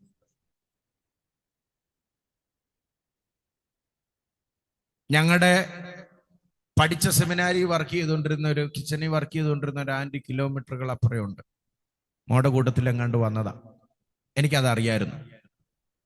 മനഃപൂർവ്വം ഞാനൊരു 10:30-11 മണിയൊക്കെ ആകുമ്പോൾ ചില ദിവസങ്ങളിൽ വിശപ്പ് സഹിക്കാൻ വയ്യാതെ വന്നപ്പോൾ പതുക്കെ ഇറങ്ങി നടക്കും. എന്നിട്ട് കറക്റ്റ് ഉച്ചയാകുന്ന സമയത്ത് ആ വീട്ടിൽ ചെല്ലും. 1-2 പ്രാവശ്യം മാത്രം, ഒത്തിരി ഒന്നും പോയിട്ടില്ല. അപ്പൊ ഊണിന്റെ സമയമാണല്ലോ. ചുമ്മാ വന്നത്, ഇതിലെ വന്നപ്പോ കയറിയതാന്നൊക്കെ പറയും. ആ 2 പ്രാവശ്യം അവർ ഉണ്ണുന്ന സമയത്ത് അവരുടെ കൊടുത്തിരുന്ന് ആർത്തിയോടെ ആഹാരം കഴിച്ചതൊക്കെ ഞാൻ ഓർക്കുന്നു. നീണ്ട ദിവസങ്ങൾ പട്ടിണി കിടന്ന് അവസാനം ഞാൻ മടുത്തു. ഞാൻ കർത്താവിനോട് പറഞ്ഞു, കർത്താവേ, ഞാൻ മടുത്തു. അപ്പോഴാ പരിശുദ്ധാത്മാവ് എന്നോടൊരു കാര്യം പറഞ്ഞത്. നിന്നെ ഞാനൊരു കാര്യം പഠിപ്പിക്കുകയായിരുന്നു. ഞാൻ കേരളത്തിലായിരുന്ന സമയത്ത് ഞാൻ ഉപവസിക്കത്തില്ലായിരുന്നു. ഉപവസിച്ചുള്ള പ്രാർത്ഥനയ്ക്ക് ഞാനൊക്കെ എതിരായിരുന്നു. കർത്താവ് എന്നെ ഉപവസിക്കാൻ പഠിപ്പിക്കുകയായിരുന്നു. അങ്ങനെ ഞാൻ പരിശുദ്ധാത്മാവുമായിട്ട് സംസാരിച്ച്, കർത്താവുമായിട്ട് സംസാരിച്ച് അങ്ങനെ ഇരിക്കുന്ന സമയത്ത് ഞാൻ എല്ലാ ദിവസവും സന്ധ്യയാകുന്ന സമയത്ത് അവിടെ അടുത്തുള്ള ഒരു എൻ്റെ ഒരു കുറച്ച് ദിവസം കൊണ്ട് പരിചയപ്പെട്ട ഒരു മനുഷ്യനുണ്ട്, മലയാളിയാണ്. അദ്ദേഹത്തിന്റെ ആ കടയുടെ അടുത്ത് പോയി നിൽക്കും, ആൾക്കാരെയൊക്കെ ഒന്ന് കാണാൻ വേണ്ടി മാത്രം. അപ്പൊ അദ്ദേഹത്തിന് അറിയാം ഞാൻ പാസ്റ്ററാന്നറിയാം. അദ്ദേഹം എന്നോട് ഒരു ദിവസം സന്ധ്യയ്ക്ക് പറഞ്ഞു, ഞാനേ പാസ്റ്ററോട് ഒരു കാര്യം പറയാം, എനിക്ക് വേണ്ടി ഒന്ന് പ്രാർത്ഥിക്കാമെന്ന് ചോദിച്ചു. നിങ്ങൾ ശ്രദ്ധിക്കണം, നമ്മുടെ വിഭാഗത്തിൽപ്പെട്ട ആളെയല്ല. ഞാൻ ചോദിച്ചു, എന്തുവാ? അദ്ദേഹത്തിന്റെ അമ്മാച്ചൻ അവിടെ ബാംഗ്ലൂരിൽ എന്തോ സ്ഥലത്തിന്, ഒത്തിരി സ്ഥലത്തിന് ഭീമമായ ഒരു തുക അഡ്വാൻസ് കൊടുത്തു. രജിസ്ട്രേഷന്റെ സമയം ആയിക്കൊണ്ടിരിക്കുക. രജിസ്ട്രേഷന്റെ സമയത്ത് ബാക്കി പൈസ അറേഞ്ച് ചെയ്ത് കൊടുത്തില്ലെങ്കിൽ അഡ്വാൻസും പോകും. അപ്പൊ ആകെ പ്രശ്നമാവും, ഇദ്ദേഹത്തിന് പ്രശ്നമാവും. ഇദ്ദേഹം ത്രൂ ആ പൈസ എല്ലാം കൊടുത്തിരിക്കുന്നത്. അദ്ദേഹം ഭയങ്കര ടെൻഷനോടെ എന്നോട് പറഞ്ഞു, എനിക്ക് വേണ്ടി ഒന്ന് പ്രാർത്ഥിക്കാമെന്ന് ചോദിച്ചു. അപ്പൊ അന്ന് രാത്രി ഞാൻ പറഞ്ഞു, ഞാൻ താമസിക്കുന്നിടത്തോട്ട് വരാൻ പറഞ്ഞു. അദ്ദേഹം എൻ്റെ താമസിക്കുന്നിടത്ത് വന്നു. എനിക്ക് ഇരിക്കാൻ സ്ഥലമില്ല, കസേരയൊന്നുമില്ല.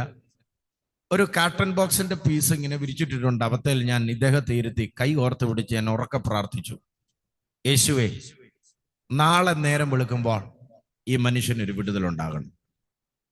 ഞാൻ കിടന്ന് ഉറങ്ങി. കാർട്ടൺ ബോക്സിന്റെ പീസ് ഇങ്ങനെ കട്ടിക്കടുക്കിയിട്ട് തണുപ്പ് കയറാതിരിക്കാൻ ഞാൻ കിടന്നുറങ്ങി. രാവിലെ അദ്ദേഹത്തിന്റെ ഒരു ജോലി ചെയ്യുന്ന ഒരാൾ ഓടി വന്ന് എന്നോട് പറഞ്ഞു, പാസ്റ്ററെങ്ങും പോകല്ലെന്ന് പറഞ്ഞിട്ടുണ്ട്, അദ്ദേഹത്തിനൊന്ന് കാണണമെന്ന് പറഞ്ഞു. ഇച്ചിരി കഴിഞ്ഞപ്പോൾ അദ്ദേഹം വന്ന് പറഞ്ഞു, പ്രാർത്ഥിച്ച വിഷയത്തിന് മറുപടിയായി, അതുകൊണ്ട് ദൈവം വിടുതൽ തന്നു എന്നും പറഞ്ഞ് നാളുകൾക്ക് ശേഷം എൻ്റെ കയ്യിലോട്ട് കുറച്ച് പൈസ ഒരാൾ ആദ്യമായിട്ട് തരുന്നു. 10,000 രൂപ ഉണ്ടായിരുന്നു. 10,000 രൂപ എനിക്ക് തന്നു. ഒരു മൊബൈൽ ഫോണും എനിക്ക് തന്നു. ഞാൻ ഓടിപ്പോയി അടുത്തുള്ള ഒരു ഷോപ്പിൽ നിന്ന് ഈ റോള് ചെയ്യുന്ന, ചുരുട്ടി വെക്കുന്ന ഒരു മെത്ത മേടിച്ചു, തലേണ മേടിച്ചു, ബെഡ്ഷീറ്റ് മേടിച്ചു, ബക്കറ്റ് മേടിച്ചു, 2 ബിരിയാണി മേടിച്ചു. ഇതെല്ലാം കൊണ്ട് കഴിച്ചിട്ട് ഞാൻ ഉച്ചയായപ്പം സുഖമായിട്ട് കിടന്നുറങ്ങി. അപ്പൊ എനിക്കൊരു മൊബൈൽ ഫോൺ കിട്ടിയ കാര്യം ഞാൻ പറഞ്ഞല്ലോ. ഇതിന്റെ നമ്പർ എന്നാന്ന് എനിക്ക് അറിയത്തില്ല, നമ്പർ ഏതാന്നും എനിക്ക് അറിയത്തില്ല. അങ്ങനെ ഇരിക്കുന്ന സമയത്ത് ഞാൻ ഉറങ്ങി വന്നപ്പോൾ ഈ ഫോൺ കിടന്നടിക്കുക. വർഷങ്ങൾക്ക് മുമ്പുള്ള കാര്യം. ഞാൻ ഈ ഫോൺ എടുത്തു. ഒരു തമിഴ് കലർന്ന ശബ്ദത്തിൽ ഒരു മനുഷ്യൻ എന്നോട് സംസാരിച്ചു. പാസ്സാണോ എന്ന് ചോദിച്ചു. ഞാൻ പറഞ്ഞ ആയിരുന്നു, ഇപ്പൊ അല്ല, ഇപ്പൊ ഒരു പരിപാടിയില്ല. അദ്ദേഹം പറഞ്ഞ വാക്കുകൾ, ഞങ്ങൾ 21 ദിവസം ഉപവാസം ഇരിക്കുക. ഇന്ന് 17ാമത്തെ ദിവസം, 18ാമത്തെ ദിവസം, സോറി. ഞാൻ ഉച്ച കഴിഞ്ഞിരുന്ന് പ്രാർത്ഥിക്കുന്ന സമയത്ത് ഒരു ദൂതൻ വന്ന് എൻ്റെ ബൈബിൾ തുറന്നു. ഈ നമ്പർ എനിക്ക് എഴുതി തന്നു, വിളിക്കാൻ പറഞ്ഞു. അങ്ങനെ ഞാൻ വിളിക്കുക. ഞാൻ ഞെട്ടിപ്പോയി. കാരണം ഞാൻ ഈ ദൂതന്മാരുടെ ശുശ്രൂഷയും പ്രവചന ശുശ്രൂഷയും ഡെലിവറൻസ് മിനിസ്ട്രിയും ഇതൊന്നും ഇഷ്ടപ്പെടുകയോ ആഗ്രഹിക്കുകയോ ചെയ്തൊരു മനുഷ്യനല്ലായിരുന്നു. അതിനോടൊക്കെ എതിർത്ത് പ്രസംഗിച്ചുകൊണ്ടിരുന്ന ഒരാളാണ്. ഇത് കേട്ടപ്പോൾ ഞാൻ ഞെട്ടിപ്പോയി. എന്നിട്ട് അദ്ദേഹം എന്നോട് പറഞ്ഞു, ഇന്ന് രാത്രിയിൽ ഇന്ന സ്ഥലത്ത് മീറ്റിങ്ങിന് വരണം, നീ പ്രസംഗിക്കണം. ആയിക്കോട്ടെന്ന് ഞാനും പറഞ്ഞു. അന്ന് രാത്രിയിൽ എൻ്റെ ആ കൂട്ടുകാരനെയും കൂട്ടിക്കൊണ്ട് ഞാൻ ആ ചർച്ചിൽ ചെന്നു. തമിഴരും കന്നഡക്കാരും മാത്രമുള്ള ചർച്ചിൽ ചെന്ന ഉടനെ അദ്ദേഹം എൻ്റെ ഈ മൈക്ക് തന്നു. പ്രായമുള്ള പിതാവ്, അദ്ദേഹം മരിച്ചിട്ട് ഇപ്പോൾ കുറെ വർഷങ്ങളായി. പ്രായമുള്ള ആ പിതാവ് എൻ്റെ കയ്യിലോട്ട് മൈക്ക് എന്നിട്ട് പറഞ്ഞു, ശുശ്രൂഷിക്കാൻ പറഞ്ഞു. ഞാൻ പറഞ്ഞു, എനിക്ക് ഇങ്ങനെയുള്ള മീറ്റിങ്ങിൽ ശുശ്രൂഷിച്ച് പരിചയമില്ല. അദ്ദേഹം പറഞ്ഞു, കർത്താവാ നിന്നെ അയച്ചത്, നീ പ്രസംഗിക്കേ. ഞാൻ എഴുന്നേറ്റ് നിന്ന് ശുശ്രൂഷിക്കാൻ തുടങ്ങിയപ്പോൾ അന്തരീക്ഷം ചേഞ്ച് ആകുന്നത് ഞാൻ കണ്ടു. പൈശാചിക മണ്ഡലങ്ങൾ ഇളകുന്നത് ഞാൻ കണ്ടു. ദുരാത്മാക്കൾ അലറുന്നത് ഞാൻ കണ്ടു. അന്ന് ദൈവകൃപയാൽ എന്നിൽ ശുശ്രൂഷ വന്നു പതിച്ചു. അസാധാരണമായ ശുശ്രൂഷ അവിടെ വെളിപ്പെട്ടു. അങ്ങനെ ശുശ്രൂഷ വെളിപ്പെട്ട് കഴിഞ്ഞപ്പോൾ പിന്നെ ഞാൻ ശുശ്രൂഷയിൽ പതുക്കെ പതുക്കെ മുന്നോട്ട് പോയി. ആൾക്കാരൊക്കെ എന്നെ അറിയാൻ തുടങ്ങി. അവിടെ ഇവിടെ ഉള്ളവരൊക്കെ വിളിക്കാൻ തുടങ്ങി, മീറ്റിങ്ങിനൊക്കെ വിളിക്കാൻ തുടങ്ങി. കൃപയാൽ പതുക്കെ മുന്നോട്ടിങ്ങനെ പോകുന്ന സമയത്ത് കുറച്ച് വർഷങ്ങൾ, അതായത് 1.5-2 വർഷം കഴിഞ്ഞപ്പോഴത്തേനെ പതുക്കെ ഈ പൗലോസ് പറഞ്ഞതുപോലെ കൂട്ടുസഹോദരന്മാരുള്ള ആപത്ത് എന്ന് പറഞ്ഞതുപോലെ കൂട്ടത്തിൽ നിന്നവരും ശുശ്രൂഷ അനുഭവിച്ചവരും ഒക്കെ തിരിച്ച് എനിക്കെതിരെ തിരിയാൻ തുടങ്ങി. ആവശ്യമില്ലാത്ത വാർത്തകൾ, ആവശ്യമില്ലാത്ത അപവാദങ്ങൾ, ആവശ്യമില്ലാത്ത നിന്ദകളൊക്കെ ഭയങ്കര രീതിയിൽ ഇവർ പറഞ്ഞു വലിപ്പിക്കാൻ തുടങ്ങി. അതെന്നെ ഒത്തിരി വേദനിപ്പിച്ചു, ഭയങ്കരമായിട്ട് വേദനിപ്പിച്ചു. ഞാൻ ശരിക്കും ഇത് കേട്ടെ. അപ്പോഴത്തേനെ ഏകദേശം 2010 കഴിഞ്ഞിരുന്നു. എൻ്റെ വിവാഹം കഴിഞ്ഞു. അത് ഞാൻ പറയാം. ആ സമയത്ത് ഈ വേണ്ടാത്ത വാർത്തകൾ എന്നെ വേദനിപ്പിച്ച് ഒരു ദിവസം ഞാൻ തീരുമാനിച്ചു ഞാൻ ഈ ശുശ്രൂഷ അവസാനിപ്പിക്കുക. കാരണം വേണ്ടാത്തത് ഒത്തിരി കേൾക്കുന്നു, ചെയ്യാത്തത് മാത്രം പറയുന്നു, അപവാദങ്ങൾ മാത്രം വിളിച്ചു പറയുന്നു. കർത്താവ് എനിക്കൊരു തന്നിരിക്കുന്ന ഒരു ശുശ്രൂഷ ഭയങ്കരമായിട്ട് മറ്റുള്ളവരെ ടേക്ക് കെയർ ചെയ്യാനും പരിപാലിക്കാനും ഒത്തിരി എൻ്റെ ഈ കാലയളവിൽ വരെ എൻ്റെ കൂട്ടത്തിൽ ഒത്തിരി ശുശ്രൂഷകരെ ചേർത്ത് നിർത്തി, പ്രത്യേകിച്ച് ചെറുപ്പക്കാരെ ചേർത്ത് നിർത്തി അവരെ ശുശ്രൂഷയിലൊക്കെ ഉയർത്തിക്കൊണ്ടുവരുന്ന ഒരു ശുശ്രൂഷ ഞങ്ങളുടെ കർത്താവ് എനിക്ക് തന്നിരുന്നു. അപ്പൊ ആ പേരിലും അങ്ങനെ ഒത്തിരി അപവാദങ്ങളൊക്കെ കേട്ട് മടുത്ത് ഞാൻ പറഞ്ഞു, കർത്താവെ ഞാൻ ശുശ്രൂഷിക്കുന്നില്ല ഇനി, ഞാൻ മടുത്തു എന്നും പറഞ്ഞ്. അപ്പോൾ എൻ്റെ വിവാഹം കഴിഞ്ഞ് എൻ്റെ വൈഫ്, എൻ്റെ ഭാര്യ, എൻ്റെ ഷേർലി എന്നോട് പറഞ്ഞു, അച്ചാച്ച പൊട്ടത്തരം കാണിക്കരുത്, അച്ചാച്ച ഇത് ഭയങ്കര പ്രശ്നമോ, അച്ചാച്ചന് ആവേശത്തിന് ഇത് ചെയ്യരുത്. ഞാൻ പറഞ്ഞില്ല, ഇവരെല്ലാം കള്ളന്മാരാ, ഇവരെല്ലാം പ്രശ്നക്കാരാ എന്ന് പറഞ്ഞ് ഞാൻ ഈ പുസ്തകം താത്തു വെച്ചു. ഒരാവേശത്തിന് ഞാൻ ചെയ്തതാണ്. പുസ്തകം താത്തു വെച്ചിട്ട് ഞാൻ ഉച്ച കഴിഞ്ഞ് എൻ്റെ വീട്ടിൽ വിശ്രമിക്കുക. അപ്പം എൻ്റെ മൂത്ത മോൻ അന്ന് ഉണ്ടായിട്ട് നടക്കാൻ തുടങ്ങിയ പ്രായം. ആ സമയത്ത് ഞാൻ എൻ്റെ റൂമിൽ ഇങ്ങനെ തളർന്ന് സങ്കടപ്പെട്ട് കട്ടിലെ കാമന്ന് കിടന്ന് കരയുക. ഇതാരോടും പറയാൻ പറ്റത്തില്ല. ആവേശത്തില പുസ്തകം താത്തു വെച്ചത്, ഭയങ്കര ആവേശത്തിൽ താത്തൊക്കെ വെച്ചത്. പക്ഷെങ്കില് ഒരു രക്ഷയുമില്ല. താത്തു വെച്ച് കഴിഞ്ഞപ്പോൾ നെഞ്ചു പൊട്ടുന്ന വേദന, ഭയങ്കര നെഞ്ചിനു വേദന. ഞാനിങ്ങനെ കട്ടിലെ കമന്ന് കിടന്ന് കരയുക. അപ്പൊ എൻ്റെ കൊച്ചു കുഞ്ഞ് ഓടി വന്ന് ഞാൻ കരയുന്ന കണ്ടിട്ട് അവൻ ചിരിച്ചവൻ പോയി. ഷേർലി അപ്പുറേ മാറി എവിടെയോ ഇരുന്ന് കരയുന്നു. ഞാനിത് കണ്ട് പതുക്കെ ഞാനിങ്ങനെ കിടക്കുമ്പോൾ എൻ്റെ മുറിക്കകത്തൊരു അനക്കം. ഞാൻ ഈ കിടക്കുന്ന കിടപ്പിൽ തന്നെ ഞാനിങ്ങനെ തലപൊക്കി നോക്കിയപ്പോ ദൈവമക്കളെ, എൻ്റെ മുറിക്കകത്തൊരു കറുത്ത രൂപം, ഒരു ഭയങ്കര ഹൈറ്റുള്ള ഒരു കറുത്ത രൂപം ഇങ്ങനെ നിൽക്കുക. വല്ലാത്ത ഷേപ്പുള്ള, വല്ലാത്ത ചിരിക്കുന്ന ഒരു വികൃത രൂപം നിൽക്കുക. ഇതെന്നെ നോക്കി ചിരിക്കുക. ഞാൻ സ്വപ്നം കാണുകയല്ല, ഞാൻ ദർശനവും കാണുകയല്ല, ഞാൻ ഉറങ്ങിയിട്ടില്ല. പെട്ടെന്ന് ഞാൻ ചാടി എഴുന്നേക്കാൻ നോക്കിയിട്ട് എനിക്ക് എഴുന്നേക്കാൻ പറ്റുന്നില്ല. എന്നെ ആരോ പിടിച്ച് ഞെക്കുന്നത് പോലെയുള്ള ഫീലിംഗ്. ഞാൻ ഇങ്ങനെ കിടന്നു അന്യഭാഷ പറയണം, ഇതിനെ ശാസിക്കണം എന്നൊക്കെ ഉണ്ട്. 10 മിനിറ്റ് ഈ റൂമിൽ നിന്നു. എന്നിട്ട് എന്നോട് പറഞ്ഞു, നീ ഇനി യേശുവിനെ പ്രസംഗിക്കത്തില്ല, നിന്റെ കാര്യം ഞാൻ തീരുമാനിച്ചു എന്നും പറഞ്ഞ് എൻ്റെ റൂമിനകത്തു നിന്ന് ഒരു വല്ലാത്ത രീതി ഇങ്ങനെ ചട്ടി പോകുന്നത് പോലെ ആളിനകത്തോട്ട് ഇറങ്ങിപ്പോയി. ഞാൻ ഭയപ്പെട്ടു പോയി, ഞാൻ പേടിച്ചുപോയി. ഞാൻ ആ കിടപ്പ് സന്ധ്യയ്ക്ക് 5:30 വരെ കിടന്നു, ഉറങ്ങുന്നൊന്നുമില്ല, എങ്ങലടിച്ച് കറഞ്ഞ് 5:30 ആയപ്പോൾ എൻ്റെ സ്നേഹിതൻ പാസ്റ്റർ ലേവകുമാർ, അദ്ദേഹം കന്നഡയിൽ കർത്താവിന് വേണ്ടി നിൽക്കുന്ന പ്രയോജനപ്പെടുന്ന ഒരു ദിവസം, അദ്ദേഹം എൻ്റെ അടുത്തുണ്ടായിരുന്നു. അദ്ദേഹം വന്ന് വീട്ടിലോട്ട് വന്നു. അങ്ങനെ സാധാരണയായിട്ട് ആ സമയത്ത് വരത്തില്ല, അദ്ദേഹത്തെ കണ്ടാൽ ഞാൻ ഒഴിവായി മാറുന്ന സമയം. അദ്ദേഹം ബലമായിട്ട് വീട്ടിൽ കയറി വന്നു. എന്തിനാ വന്നതെന്ന് ചോദിച്ചു. ചുമ്മാ വന്നതാ. പെട്ടെന്ന് അദ്ദേഹം ആത്മാവിൽ, പരിശുദ്ധാത്മാവിൽ പറഞ്ഞു, ഇന്ന് ഉച്ചയ്ക്ക് നിന്റെ മുറിക്കകത്ത് ഒരാൾ വന്നില്ലേ? ഞാൻ പറഞ്ഞു, വന്നു. അവന്റെ ശക്തിയെ കീറിക്കളയാനാ ഞാൻ വന്നതെന്ന് പറഞ്ഞു. ഇത് പറഞ്ഞിട്ട് പാസ്റ്റർ ലേവകുമാർ ആധികാരികതയോടെ യേശുക്രിസ്തുവിന്റെ നാമത്തിൽ ആ ദുരാത്മശക്തിയെ, ദേശാന്തര ശക്തിയെ കീറുന്നെന്ന് പറഞ്ഞു. ഭയങ്കര ആത്മാവിൽ അദ്ദേഹത്തെ ആ ശക്തിയെ ബ്രേക്ക് ചെയ്തു. എന്നിലേക്ക് ദൈവിക സമാധാനം തിരിച്ചു വന്നു. ഞാൻ ചാടി എഴുന്നേറ്റ് ദൈവദാസനുമായിട്ട് സംസാരിച്ചു. ഇല്ല, ഞാൻ പിശാചിനെ എൻ്റെ ജീവിതം വിട്ടു കൊടുക്കത്തില്ല, എൻ്റെ ഭാര്യയെ പിശാചിന് വിട്ടു കൊടുക്കത്തില്ല, എൻ്റെ കുഞ്ഞിനെ പിശാചിന് വിട്ടു കൊടുക്കത്തില്ല. ഞാൻ കർത്താവിൻ്റെ വേല ചെയ്യും എന്നും പറഞ്ഞ് ഇങ്ങനെ വാശിയോടുകൂടി, ഭയങ്കര ഒരു ധൈര്യത്തോടുകൂടി ഇങ്ങനെ ഇരിക്കുക, പ്രാർത്ഥിക്കുക. ഇങ്ങനെ പ്രാർത്ഥിച്ചുകൊണ്ടിരിക്കുമ്പോൾ ഞങ്ങൾ പെട്ടെന്നൊരു നിയോഗം കിട്ടി. അദ്ദേഹത്തിൻ്റെ കൂട്ടത്തിൽ ഹാസലിലോട്ട് പോയി അവിടെ പ്രവർത്തനം തുടങ്ങി. ഒരിക്കൽ പരിശുദ്ധാത്മാവിനോട് പറഞ്ഞു, നീ ബാംഗ്ലൂരിലുള്ള ബദേലേജി ചർച്ചിൽ പോകോ, അവിടുന്ന് ഞാൻ നിന്നെ എഴുന്നേൽപ്പിക്കും. ഇതിനിടയ്ക്ക് ഒത്തിരി സംഭവങ്ങളും കാര്യങ്ങളും ഒക്കെ ഉണ്ടായി. ഞാൻ ഷോർട്ടായി പറയാം. ഇതിനിടയ്ക്ക് എൻ്റെ വിവാഹം നടന്നു. ഷിമോഗ എന്ന് പറയുന്ന സ്ഥലത്തു നിന്നാണ് എൻ്റെ ഭാര്യ സഹോദരിയെ ഞാൻ കണ്ടെത്തിയത്. കർണാടകത്തിൽ ഷിമോഗ. അനുഗ്രഹിക്കപ്പെട്ട ജീവിതം കർത്താവ് ഞങ്ങൾക്ക് തന്നു. വിവാഹത്തിന് ശേഷം ഞങ്ങൾ ഒത്തിരി കഷ്ടതയിലൂടെയും പ്രയാസത്തിലൂടെയൊക്കെ കടന്നുപോയി. പക്ഷെ കർത്താവ് ഞങ്ങളെ നിർത്തി, കർത്താവ് ഞങ്ങളെ മാനിച്ചു. അങ്ങനെ ബാംഗ്ലൂർ വന്ന് ബദേലേജി ചർച്ചിൽ പോകാൻ പരിശുദ്ധാത്മാവിനോട് പറഞ്ഞു. അപ്പൊ ഞാൻ പറഞ്ഞു, ഞാൻ ബദേലേജി ചർച്ചിൽ പോകത്തില്ല. കാരണം ഞാൻ കേട്ടിട്ടുള്ളത് അവിടെ ഭയങ്കര കൾട്ട്, ദുരുപദേശം, കാര്യങ്ങളെ വീഴ്ത്തല, ഉന്തൽ, ഇതൊക്കെ നടക്കുന്നു. അതുകൊണ്ട് ഞാൻ പോകത്തില്ല.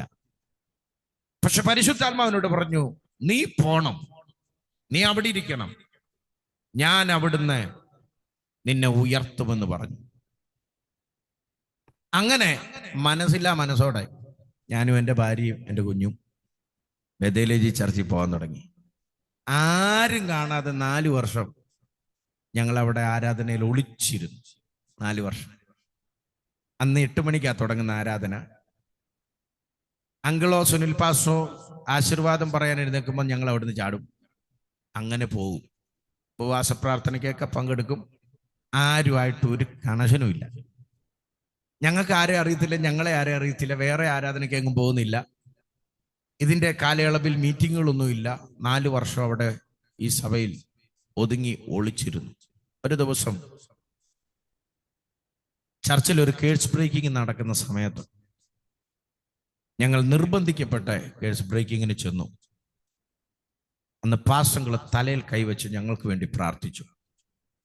അദ്ദേഹം പറഞ്ഞ ഇങ്ങനെ ഞാൻ ഓർക്കുന്നു, പാരമ്പര്യ ശക്തികളെ ഞാൻ ബ്രേക്ക് ചെയ്യുന്നു, കേഴ്സിനെ ഞാൻ ബ്രേക്ക് ചെയ്യുന്നു. അന്ന് ഞങ്ങൾ പുറത്തു വന്നു.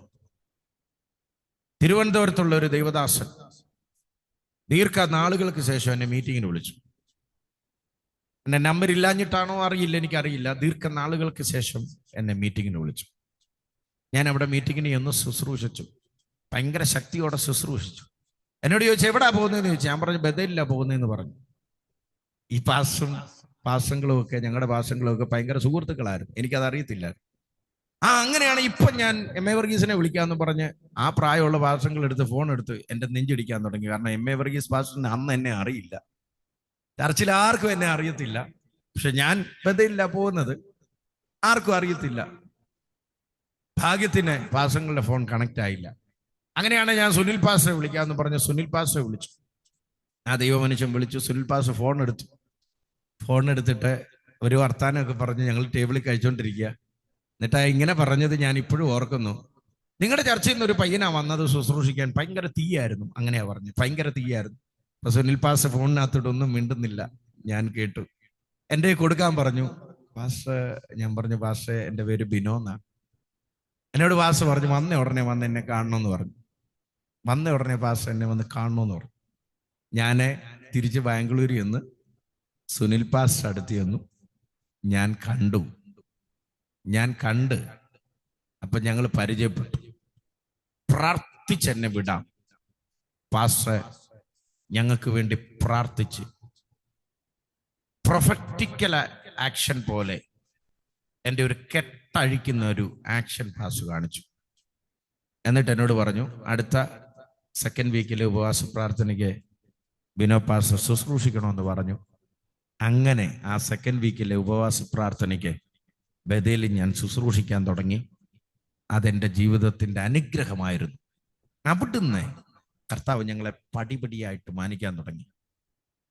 ബഥേലിൽ വന്നതിന് ശേഷമാണ് ഞങ്ങൾ അനുഗ്രഹിക്കപ്പെടാൻ തുടങ്ങിയത്, ഉയർച്ച പ്രാപിക്കാൻ തുടങ്ങിയത്, യാത്രകൾ തുടങ്ങിയത് അവിടുന്ന്.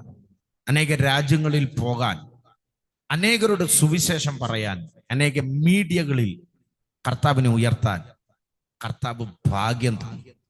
അങ്ങനെ ശുശ്രൂഷയിൽ ഓരോ കാലങ്ങൾ മുന്നോട്ട് പോകുന്ന സമയത്ത് ഭയങ്കര അത്ഭുതങ്ങളും അടയാളങ്ങളും ജീവിതത്തിൽ കർത്താവ് ചെയ്യാൻ തുടങ്ങി. കർത്താവ് എന്നെ ആ കാലയളവിൽ ഒരു ശുശ്രൂഷ ഏൽപ്പിച്ചു, ഒരു സബ്ജക്റ്റ് ഏൽപ്പിച്ചു.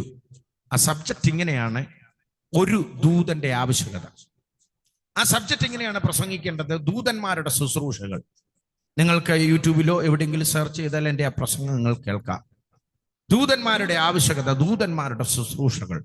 കർത്താവ് എന്നോട് ഏൽപ്പിച്ചേച്ച് പറഞ്ഞു, നീ പോകുന്നിടത്തൊക്കെ ഇത് ശുശ്രൂഷിക്കണം. അനേകർ ഇതിലൂടെ കർത്താവെങ്കിൽ ഉറയ്ക്കും, കർത്താവിനെ കാണും. ഞാൻ ആ ശുശ്രൂഷ ഏറ്റെടുക്കാൻ തുടങ്ങി. ആരാണ് ദൂതന്മാർ? എന്താണ് ദൂതന്മാർ വന്നാലുള്ള പ്രയോജനം? ആർക്കാണ് ദൂതന്മാരെ ലഭിക്കുന്നത്? ക്രിസ്ത്യാനികളായ നമ്മുടെ അവകാശമാണ് ദൂതന്മാർ. ഇതെല്ലാം ഞാൻ പോകുന്നിടത്ത് ശുശ്രൂഷിക്കാൻ തുടങ്ങി. ശുശ്രൂഷിക്കുക തന്നെയല്ല, ഓരോ പ്രാവശ്യങ്ങളിലും പ്രതികൂലവും പ്രതിസന്ധിയും വരുമ്പോൾ കർത്താവ് എനിക്ക് തന്ന കൃപ, കർത്താവ് എനിക്ക് തന്ന അധികാരം ഉപയോഗിച്ച് പല സാഹചര്യങ്ങളിലും ദൂതന്മാരെ അപ്പോയിന്റ്മെന്റ് ചെയ്യാനും ദൂതന്മാരെ പല ഇടങ്ങളിൽ ഓപ്പറേറ്റ് ചെയ്യാനുള്ള കൃപയും ഭാഗ്യവും കർത്താവ് എനിക്ക് തന്നു. അങ്ങനെ ശുശ്രൂഷ പടിപടിയായിട്ട് ഉയരുന്നു, ജീവിതം മുന്നോട്ട് പോകുന്നു. പല രാജ്യങ്ങളിലേക്ക്, പല ദേശങ്ങളിലേക്ക് കർത്താവ് എന്നെ അയക്കാൻ തുടങ്ങി. ഈ ദൂതന്മാരുടെ ശുശ്രൂഷയെ കുറിച്ച് ഞാനൊരു കാര്യം പറയട്ടെ. അത് കർത്താവ് എന്നെ ഏൽപ്പിച്ച ശുശ്രൂഷയാ. അതിനകത്ത് 7 പോയിന്റ് ഉണ്ട്. ഒന്നാമത്തെ പോയിന്റ് ഇങ്ങനെയാണ് ഞാൻ പലപ്പോഴും പ്രസംഗിക്കുന്നത്. ഒന്നാമത്തെ പോയിന്റ് ദൂതന്മാരാരാന്നും, ദൂതന്മാർ എന്തിനാ വന്നെന്നും, ദൂതന്മാർ നമ്മുടെ സേവകാത്മാവാണെന്നും നമ്മുടെ കൂട്ടത്തിൽ നിൽക്കുന്നവരാണെന്നെല്ലാം ഞാൻ പ്രസംഗിക്കുന്നതാ. അതിനകത്ത് ഒന്നാമത്തെ ഒരു പോയിന്റ് ഉണ്ട്. ആ പോയിന്റ് ഇങ്ങനെയാ: നിനക്ക് നടന്ന് കയറാൻ പറ്റാത്ത ഇടത്തേക്ക് നിന്നെ മാറ്റി നിർത്തിയേച്ച് നിന്റെ കൂട്ടത്തിലുള്ള ദൂതൻ നിനക്ക് വേണ്ടി നടന്നു കയറി അത്ഭുതം പ്രവർത്തിക്കും. ഇതൊന്നാമത്തെ പോയിന്റാ. നിനക്ക് നടന്ന് കയറാൻ പറ്റാത്ത ഇടത്തേക്ക് നിന്നെ മാറ്റി നിർത്തിയേച്ച് നിന്റെ കൂട്ടത്തിലുള്ള ദൂതൻ നിനക്ക് വേണ്ടി നടന്നു കയറും. നിനക്ക് വേണ്ടി നടന്ന് കയറുക മാത്രമല്ല, നിനക്ക് വേണ്ടി അത്ഭുതം ചെയ്യുന്ന ദൂതന്മാരെ കർത്താവ്, സ്വർഗം നമുക്ക് വേണ്ടി അപ്പോയിന്റ്മെന്റ് ചെയ്തിട്ടുണ്ട്. ഇത് ഞാൻ പ്രസംഗിക്കാൻ തുടങ്ങി. പ്രസംഗിക്കുന്ന ഓരോ പ്രസംഗങ്ങൾ കഴിയുമ്പോൾ അതെന്റെ അനുഭവമായിട്ട് മാറാൻ തുടങ്ങി. സ്തോത്രം. എന്നെ കേൾക്കുന്ന ദൈവമക്കളോടെ, എന്നെ കേൾക്കുന്ന വ്യക്തികളോട് ഇന്ന് ഞാൻ വിളിച്ചു പറയട്ടെ, നിന്റെ കൂടെ ദൂതനുണ്ടെങ്കിൽ, നീ യേശുവിനെ കണ്ട വ്യക്തിയാണെങ്കിൽ, യേശുവിന്റെ പുറകെ പോകുന്ന വ്യക്തിയാണെങ്കിൽ, യേശുവിന്റെ അനുകാരിയാണെങ്കിൽ, നിന്റെ കൂടെ ദൂതന്മാരുണ്ടായിരിക്കും. ദൂതന്മാരുണ്ടായാലുള്ള പ്രയോജനം ദൈവമക്കളെ, നിനക്ക് നടന്ന് കയറാൻ പറ്റാത്ത ഇടത്തേക്ക് നിന്നെ മാറ്റി നിർത്തിയേച്ച് നിന്റെ കൂട്ടത്തിലുള്ള ദൂതൻ നിനക്ക് വേണ്ടി നടന്നു കയറും. ഇതിന്റെ ഒരു സബ്ജക്റ്റാ. ഒത്തിരി ഇടങ്ങളിൽ ഞാൻ ഇത് പ്രസംഗിച്ചു. എനിക്കറിയാം, അത്ഭുതങ്ങൾ ചെയ്യുന്ന, അടയാളങ്ങൾ ചെയ്യുന്ന, വീര്യപ്രവർത്തികൾ ചെയ്യുന്ന കർത്താവിനെയാണ് ഞാൻ പ്രസംഗിക്കുന്നത്. ആ കർത്താവിന്റെ മക്കളായ നമ്മുടെ കൂട്ടത്തിൽ ആ കർത്താവ് നമ്മളെ പരിപാലിക്കാനും നമ്മളെ കാക്കാനും നമുക്ക് വേണ്ടി വഴി തുറക്കാനും ദൂതന്മാരെ ആക്കി വെച്ചിട്ടുണ്ടെന്ന്. ഹല്ലേലൂയ. വെന്റിലേറ്ററിൽ ഇറങ്ങിയ ദൂതനെ എനിക്കറിയാം, വില്ലേജ് ഓഫീസിൽ ഇറങ്ങിയ ദൂതനെ എനിക്കറിയാം, ഹൈക്കോർട്ടിൽ ഇറങ്ങിയ ദൂതനെ എനിക്കറിയാം, അമേരിക്കയിൽ എംബസിയിൽ ഇറങ്ങിയ ദൂതനെ എനിക്കറിയാം. ഞാൻ പ്രസംഗിക്കുന്ന യേശു എനിക്ക് വേണ്ടി ദൂതന്മാരെ ഇറക്കി എന്നെ വിടുവിക്കുന്ന കർത്താവാ. ഇത് ഞാൻ ആഗ്രഹത്തോടെ ആവേശത്തോടെ എല്ലായിടത്തും പ്രസംഗിക്കുന്നതാ. കാരണം ഞാൻ അനുഗ്രഹിക്കപ്പെട്ടുകൊണ്ടിരിക്കുന്ന വ്യക്തിയാ. യേശുവിനെ ഉയർത്തിയത് കൊണ്ട്, യേശു ഞങ്ങളുടെ വീട്ടിൽ വന്നതുകൊണ്ട്, യേശു ഞങ്ങളെ രക്ഷിച്ചത് കൊണ്ട്, യേശുവിന്റെ ശുശ്രൂഷയിൽ ഞങ്ങൾ ഇറങ്ങിയത് കൊണ്ട് ഞങ്ങൾ അനുഗ്രഹിക്കപ്പെട്ടുകൊണ്ടേയിരിക്കുന്നു. ഇത് പണ്ടേ ഒരു പോയിന്റ്, ഒന്നാമത്തെ ഒരു പോയിന്റാ. ഈ കഴിഞ്ഞ ഇടയ്ക്ക് പല രാജ്യങ്ങളിൽ യാത്ര ചെയ്യാൻ കർത്താവ് എനിക്ക് ഭാഗ്യം തന്നു. കർത്താവിന്റെ വചനം പ്രസംഗിക്കാൻ കർത്താവ് എന്നെ ഉപയോഗിച്ചു. അങ്ങനെ ഇരിക്കുന്ന സമയത്ത് എനിക്ക് അമേരിക്കയിൽ നിന്നൊരു വിളി വന്നു. ഒരു ചർച്ചിലേക്ക് പാസ്റ്ററുകളാണ് അതിൻ്റെ കാര്യങ്ങളെല്ലാം, പാസ്റ്ററുകളും സുനിൽ പാസ്റ്ററും ഒക്കെ എന്നെ വിളിച്ച ആ കാര്യങ്ങൾ പറഞ്ഞു. ഇന്റർവ്യൂ ഉണ്ട്, അമേരിക്കൻ എംബസിയിൽ ഇന്റർവ്യൂ ഉണ്ട്. ഇന്റർവ്യൂ അറ്റൻഡ് ചെയ്ത് പാസ്സായെങ്കിൽ മാത്രമേ പോകാൻ പറ്റത്തുള്ളൂ. നന്നായിട്ട് അതറിയാം നമുക്ക് എല്ലാവർക്കും. ഞാൻ ദൈവത്തിന്റെ അത്ഭുതം, കർത്താവിന്റെ അത്ഭുതത്തെക്കുറിച്ചാണ് വർണ്ണിക്കുന്നത്. എൻ്റെ സാക്ഷ്യമാണ് പറയുന്നത്. നമുക്കറിയാം, ഞാൻ അവിടെ, എനിക്ക് ഇന്റർവ്യൂ ഡേറ്റ് കിട്ടിയത് ജൂലൈ മാസം 1 ഇന്റർവ്യൂവിന് എന്നെ വിളിച്ചത് കൽക്കട്ടയിലാണ്. അപ്പൊ പോകാൻ നേരത്തെ എൻ്റെ ഏജന്റ് എന്നോട് പറഞ്ഞു അവിടെ ചെന്ന് മലയാളം ട്രാൻസ്ലേഷൻ ആവശ്യപ്പെടണം. ഞാൻ അവിടെ ചെന്നു, ഇതുപോലെ വെള്ള ഷർട്ട് ഇട്ട് ഒരു ചെറിയ ഫയലും ഒക്കെ പിടിച്ച് ആ സെക്യൂരിറ്റി ഓഫീസർ അടുത്ത് എന്ന് ചോദിച്ചു. രാവിലെ 9:45 10 മണിക്ക് എനിക്ക് ഇന്റർവ്യൂ ടൈം കിട്ടിയത്. ഞാൻ ചോദിച്ചു, ഇവിടെ ട്രാൻസ്ലേഷൻ ഉണ്ടോ? ഞാൻ പറഞ്ഞു ഉണ്ട്. ഞാൻ ചോദിച്ചു ഏതൊക്കെയാ ഉള്ളത്? ഹിന്ദി ഉണ്ട്, ഇംഗ്ലീഷ് ഉണ്ട്, ബംഗാളി ഉണ്ട്. ഞാൻ ചോദിച്ചു മലയാളം ഇല്ലേ? മലയാളം ഇല്ല ഇവിടെ, ഇത് നോർത്ത് ഇന്ത്യ, ഇവിടെ ഹിന്ദി ഇംഗ്ലീഷ് ബംഗാളി മാത്രമേ ഉള്ളൂ. എൻ്റെ സകല പ്രതീക്ഷയും പോയി. ഞങ്ങളെ 5 പേരെ കയറ്റി. ഞാൻ ശുശ്രൂഷിക്കുന്ന ദൂതന്മാരുടെ ആവശ്യകത എൻ്റെ ഒരു ശുശ്രൂഷയാണ്. ലോകത്ത് അയക്കുന്നിടത്തെല്ലാം ഞാനത് ചെയ്യുന്നു. ഒത്തിരി ടെസ്റ്റിമണികൾ കേൾക്കുന്നു, ഒത്തിരി പേര് വിടുവിക്കപ്പെടുന്നു. ഇന്നും കൂടെ വിളിച്ചു പറഞ്ഞു എനിക്ക് ദൂതന്മാരുടെ ശുശ്രൂഷ അനുഭവിക്കാൻ പറ്റി, വിടുതൽ നടന്നു. ഇന്നും എനിക്ക് കോൾ വന്നു. അപ്പൊ ഞങ്ങളെ 5 പേരെ കയറ്റി ഇന്റർവ്യൂ ചെയ്യുന്ന ആ കൗണ്ടർ നമ്പർ 4 ആണെന്ന് എനിക്ക് തോന്നുന്നു. എൻ്റെ മുമ്പിൽ 4 പേര് നിൽക്കുന്നു. ഇന്റർവ്യൂ ചെയ്യാനിരിക്കുന്ന ഒരു ബ്ലാക്സ് ആയിട്ടുള്ള ഒരു ലേഡിയാണ്. എൻ്റെ മുമ്പിൽ നിന്ന 4 പേരെ ഇവർ റിജക്ട് ചെയ്തു. 4 പേരെ റിജക്ട് ചെയ്തു. ഇവർ ഓരോ ക്വസ്റ്റ്യൻ ഒക്കെ ചോദിക്കും. ക്വസ്റ്റ്യൻ ചോദിച്ചേച്ച് വളരെ ചിരിച്ചുകൊണ്ട് പാസ്പോർട്ട് തിരിച്ചു കൊടുക്കും. 4ാമത്തെ ആ വ്യക്തിയെ ഇട്ട് ഇദ്ദേഹം ഈ മാഡം ഇട്ട് ഉരുട്ടുന്ന സമയത്ത് ഞാൻ ചിന്തിച്ചു, ഒരു ദൂതനെ അങ്ങ് അപ്പോയിന്റ്മെന്റ് ചെയ്യാം. കാരണം ഞാൻ കർത്താവിന്റെ വേലക്കാരനാണ്, കർത്താവിന്റെ മകനാണ്, കർത്താവിനെ നടത്തും. കർത്താവിന്റെ മകനായ എൻ്റെ അവകാശമാണ് ദൂതന്മാർ. ഞാൻ ആ സഹോദരിയെ നോക്കി. ഈ 4ാമത്തെ വ്യക്തിയെ ഇട്ട് ഉരുട്ടുന്ന സമയത്ത് യേശുക്രിസ്തുവിന്റെ അധികാരമുള്ള നാമത്തിൽ ഈ മാഡത്തിന്റെ അടുത്ത് ഞാൻ ഒരു ദൂതനെ അപ്പോയിന്റ്മെന്റ് ചെയ്യുന്നെന്ന് വിളിച്ചു പറഞ്ഞു. 4ാമത്തെ വ്യക്തിയെയും ആ മാഡം റിജക്റ്റ് ചെയ്തു. 5ാമത് എന്നെ വിളിച്ചു. ഞാൻ വളരെ ചിരിച്ചുകൊണ്ട് അടുത്ത് ചെന്നു, പാസ്പോർട്ട് കൊടുത്തു. എന്നെ അവർ വളരെ നല്ലതായിട്ട് ചിരിച്ചു കാണിച്ചു. എന്നെ ഒന്ന് നോക്കിയിട്ട്, യു ആർ എ പാസ്റ്റർ, നിങ്ങൾ പാസ്റ്റർ ആണോ എന്ന് ചോദിച്ചു. ഞാൻ പറഞ്ഞു യെസ്, ഞാനൊരു പാസ്റ്ററാണ്. പെട്ടെന്ന് ഈ സഹോദരി എന്നോട് പറയുക, നിങ്ങൾക്ക് ഇഷ്ടപ്പെട്ട ബൈബിളിലെ ഏറ്റവും ഇഷ്ടപ്പെട്ട ഒരു വാക്യം കാണാതെ പറയുക. സാധാരണ ഇവർ കുടുക്ക് ചോദ്യം ചോദിക്കും. ഒരു ഉപദേശിക്ക് അറിയാൻ വയ്യാത്ത ഏതെങ്കിലും ഒരു വാക്യം ചിലപ്പോൾ സ്ക്രീനിൽ തപ്പിയിട്ട് അറിയാത്തൊരു വാക്യം എടുത്ത് വായിച്ച് അതിൻ്റെ റെഫറൻസ് പറയാൻ പറയും. അങ്ങനെ കുടുക്കിക്കളയും. പക്ഷെ ഇവരെന്നോട് പറഞ്ഞു, നിനക്ക് ഏറ്റവും ഇഷ്ടപ്പെട്ട ബൈബിളിലെ ഒരു വാക്യം കാണാതെ പറയുക. ഞാൻ അവരോട് എൻ്റെ ഇംഗ്ലീഷിൽ പറഞ്ഞു, മാഡം ഞാനൊരു മലയാളി പാസ്സാണ്, എനിക്ക് ഇംഗ്ലീഷ് അത്ര ഫ്ലുവൻ്റ് അല്ല, ഞാൻ മലയാളത്തിൽ പറഞ്ഞോട്ടെ. ഇവരെന്നെ കൈ കാണിച്ചു. ഞാൻ എല്ലാവരും കേൾക്കുന്നത് പോലെ ഉറക്കെ മലയാളത്തിൽ ഞാൻ വിളിച്ചു പറഞ്ഞു, ഭയപ്പെടേണ്ട, ഞാൻ നിന്നോട് കൂടെയുണ്ട്, ഭ്രമിച്ചു നോക്കേണ്ട, ഞാൻ നിന്റെ ദൈവമാകുന്നു, ഞാൻ നിന്നെ ശക്തീകരിക്കും, ഞാൻ നിന്നെ സഹായിക്കും, എൻ്റെ നീതിയുള്ള വലങ്കരം കൊണ്ട് ഞാൻ നിന്നെ താങ്ങും. ഇത് പറഞ്ഞ് തീർന്ന ഉടനെ ഈ മാഡം എന്നോട് പറഞ്ഞു, your visa approval, welcome to USA. സ്തോത്രം. എന്നിട്ട് പറഞ്ഞു 7 ദിവസത്തിനകം നിങ്ങളുടെ വിസയും പാസ്പോർട്ടും നിങ്ങളുടെ അഡ്രസ്സിലെത്തും. സ്തോത്രം. നിനക്ക് നടന്ന് കയറാൻ പറ്റാത്ത ഇടത്തേക്ക് നിന്നെ മാറ്റി നിർത്തിയേച്ച് നിന്റെ കൂട്ടത്തിലുള്ള ദൂതൻ നടന്ന് കയറുന്ന എൻ്റെ ഒരു പ്രസംഗ പോയിന്റും എൻ്റെ ഒരു ശുശ്രൂഷയുമാണ്. ഇന്ന് രാത്രി ഈ സമയത്ത് എന്നെ കേൾക്കുന്ന ആരെങ്കിലും ഏതെങ്കിലും വിഷയത്തിനകത്ത് പാരപ്പെട്ട് നിരാശപ്പെട്ട് എനിക്ക് മാത്രം വഴി തുറക്കത്തില്ല, എനിക്ക് മാത്രം ആരുമില്ല, എനിക്ക് മാത്രം ഒന്നും നടക്കുന്നില്ല, ഞാൻ മാത്രം അനുഗ്രഹിക്കപ്പെട്ടില്ല, എൻ്റെ തലമുറയെല്ലാം ഇങ്ങനെ പോവുക, എൻ്റെ വഴിയെല്ലാം അടഞ്ഞു പോയെന്ന് പറയുന്നുണ്ടെങ്കിൽ ഞങ്ങൾ ഒരുമിച്ച് ധൈര്യത്തോടെ വിളിച്ചു പറ, യേശുവിന് അടുക്കിലേക്ക് വാ. യേശു നിന്റെ കൂടെ നിൽക്കും, ദൂതന്മാരെ ഇറക്കും, അത്ഭുതങ്ങൾ ചെയ്യും. അത്ഭുതത്തിന്റെ ദൈവമാണ് നമ്മുടെ യേശു. Praise the Lord. അങ്ങനെ ആ രാജ്യത്തും പോയി വളരെ അനുഗ്രഹിക്കപ്പെട്ട രീതിയിൽ കർത്താവ് ഞങ്ങളെ നടത്തുന്നു. കർത്താവിൻ്റെ പുറകെ വന്നാൽ, പുറകെ പോയാൽ, കർത്താവിനെ ഉയർത്താൻ പോയി കഴിഞ്ഞാൽ, ദൈവമക്കളെ എൻ്റെ അനുഭവത്തിൽ നിന്ന് ഞാൻ പറയട്ടെ, കർത്താവ് നമ്മളെ നിശ്ചയമായിട്ടും അനുഗ്രഹിക്കും, നിശ്ചയമായിട്ടും അനുഗ്രഹിക്കും. എൻ്റെ ജീവിതത്തിൽ വേറൊരു അനുഭവം ഉണ്ട്. ദീർഘവർഷങ്ങൾക്ക് മുമ്പ് പപ്പായുടെ കാര്യം പറഞ്ഞല്ലോ. അന്ന് ഞങ്ങളുടെ നഷ്ടപ്പെട്ട ഞങ്ങളുടെ കുടുംബ സ്വത്ത്, ഞങ്ങൾ ആ പപ്പായ്ക്ക് വിശ്വാസത്തിൽ വന്ന സമയത്തേക്ക് സത്യത്തിൽ ഞങ്ങളുടെ സ്വത്തുക്കളെല്ലാം വിറ്റെല്ലാം പോയിരുന്നു. പിന്നെ ദീർഘവർഷങ്ങൾ പപ്പായും മമ്മിയൊക്കെ വാടകയില്ലാതെയും പലരുടെയും വീട്ടിലൊക്കെയാണ് താമസിച്ചിരുന്നത്. എന്നാൽ കോവിഡിന്റെ സമയത്ത് എനിക്ക് ഭയങ്കര പരിശുദ്ധാത്മാവിലൊരു പ്രേരണ ഉണ്ട്, ഭയങ്കര ഒരു പ്രേരണ. ഒന്ന് പ്രാർത്ഥിക്കണം. പ്രാർത്ഥിക്കാൻ ഒരു കാരണമുണ്ട്. പപ്പായൊക്കെ താമസിച്ചുകൊണ്ടിരുന്ന വീട് മാറിക്കൊടുക്കണമെന്ന് അതിൻ്റെ ഹൗസ് ഓണർ എന്ന് പറഞ്ഞു. കാരണം അവരുടെ മക്കളുടെ ജോലിയെല്ലാം പോയിട്ട് അവർ ഡൽഹിയിൽ നിന്ന് വരിക, അതുകൊണ്ട് ആ വീട് മാറണമെന്ന് പറഞ്ഞു.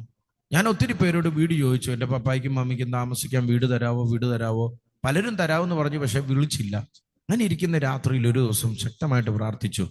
പ്രാർത്ഥനയുടെ റിസൾട്ടായിട്ട് ദീർഘവർഷങ്ങൾക്ക് മുമ്പ് ഞങ്ങളുടെ കയ്യിൽ നിന്ന് എൻ്റെ പപ്പ വിറ്റ് കളഞ്ഞ ആ സ്ഥലവും വീട് പിന്നെ പുതുക്കി പണിത് ആ സ്ഥലമെല്ലാം 2021 തോന്നുന്നു, ആ കോവിഡിന്റെ ഒമിക്രോണിന്റെ സമയത്ത് കർത്താവ് എൻ്റെ പേര് തിരിച്ചു തരുന്നു. നമ്മൾ സേവിക്കുന്ന കർത്താവ് നല്ല കർത്താവാ. നമ്മളെ ഒരിക്കലും വഴിയിലിട്ടേച്ച് പോകുന്ന ഒരു കർത്താവല്ല നമ്മുടെ കർത്താവ്.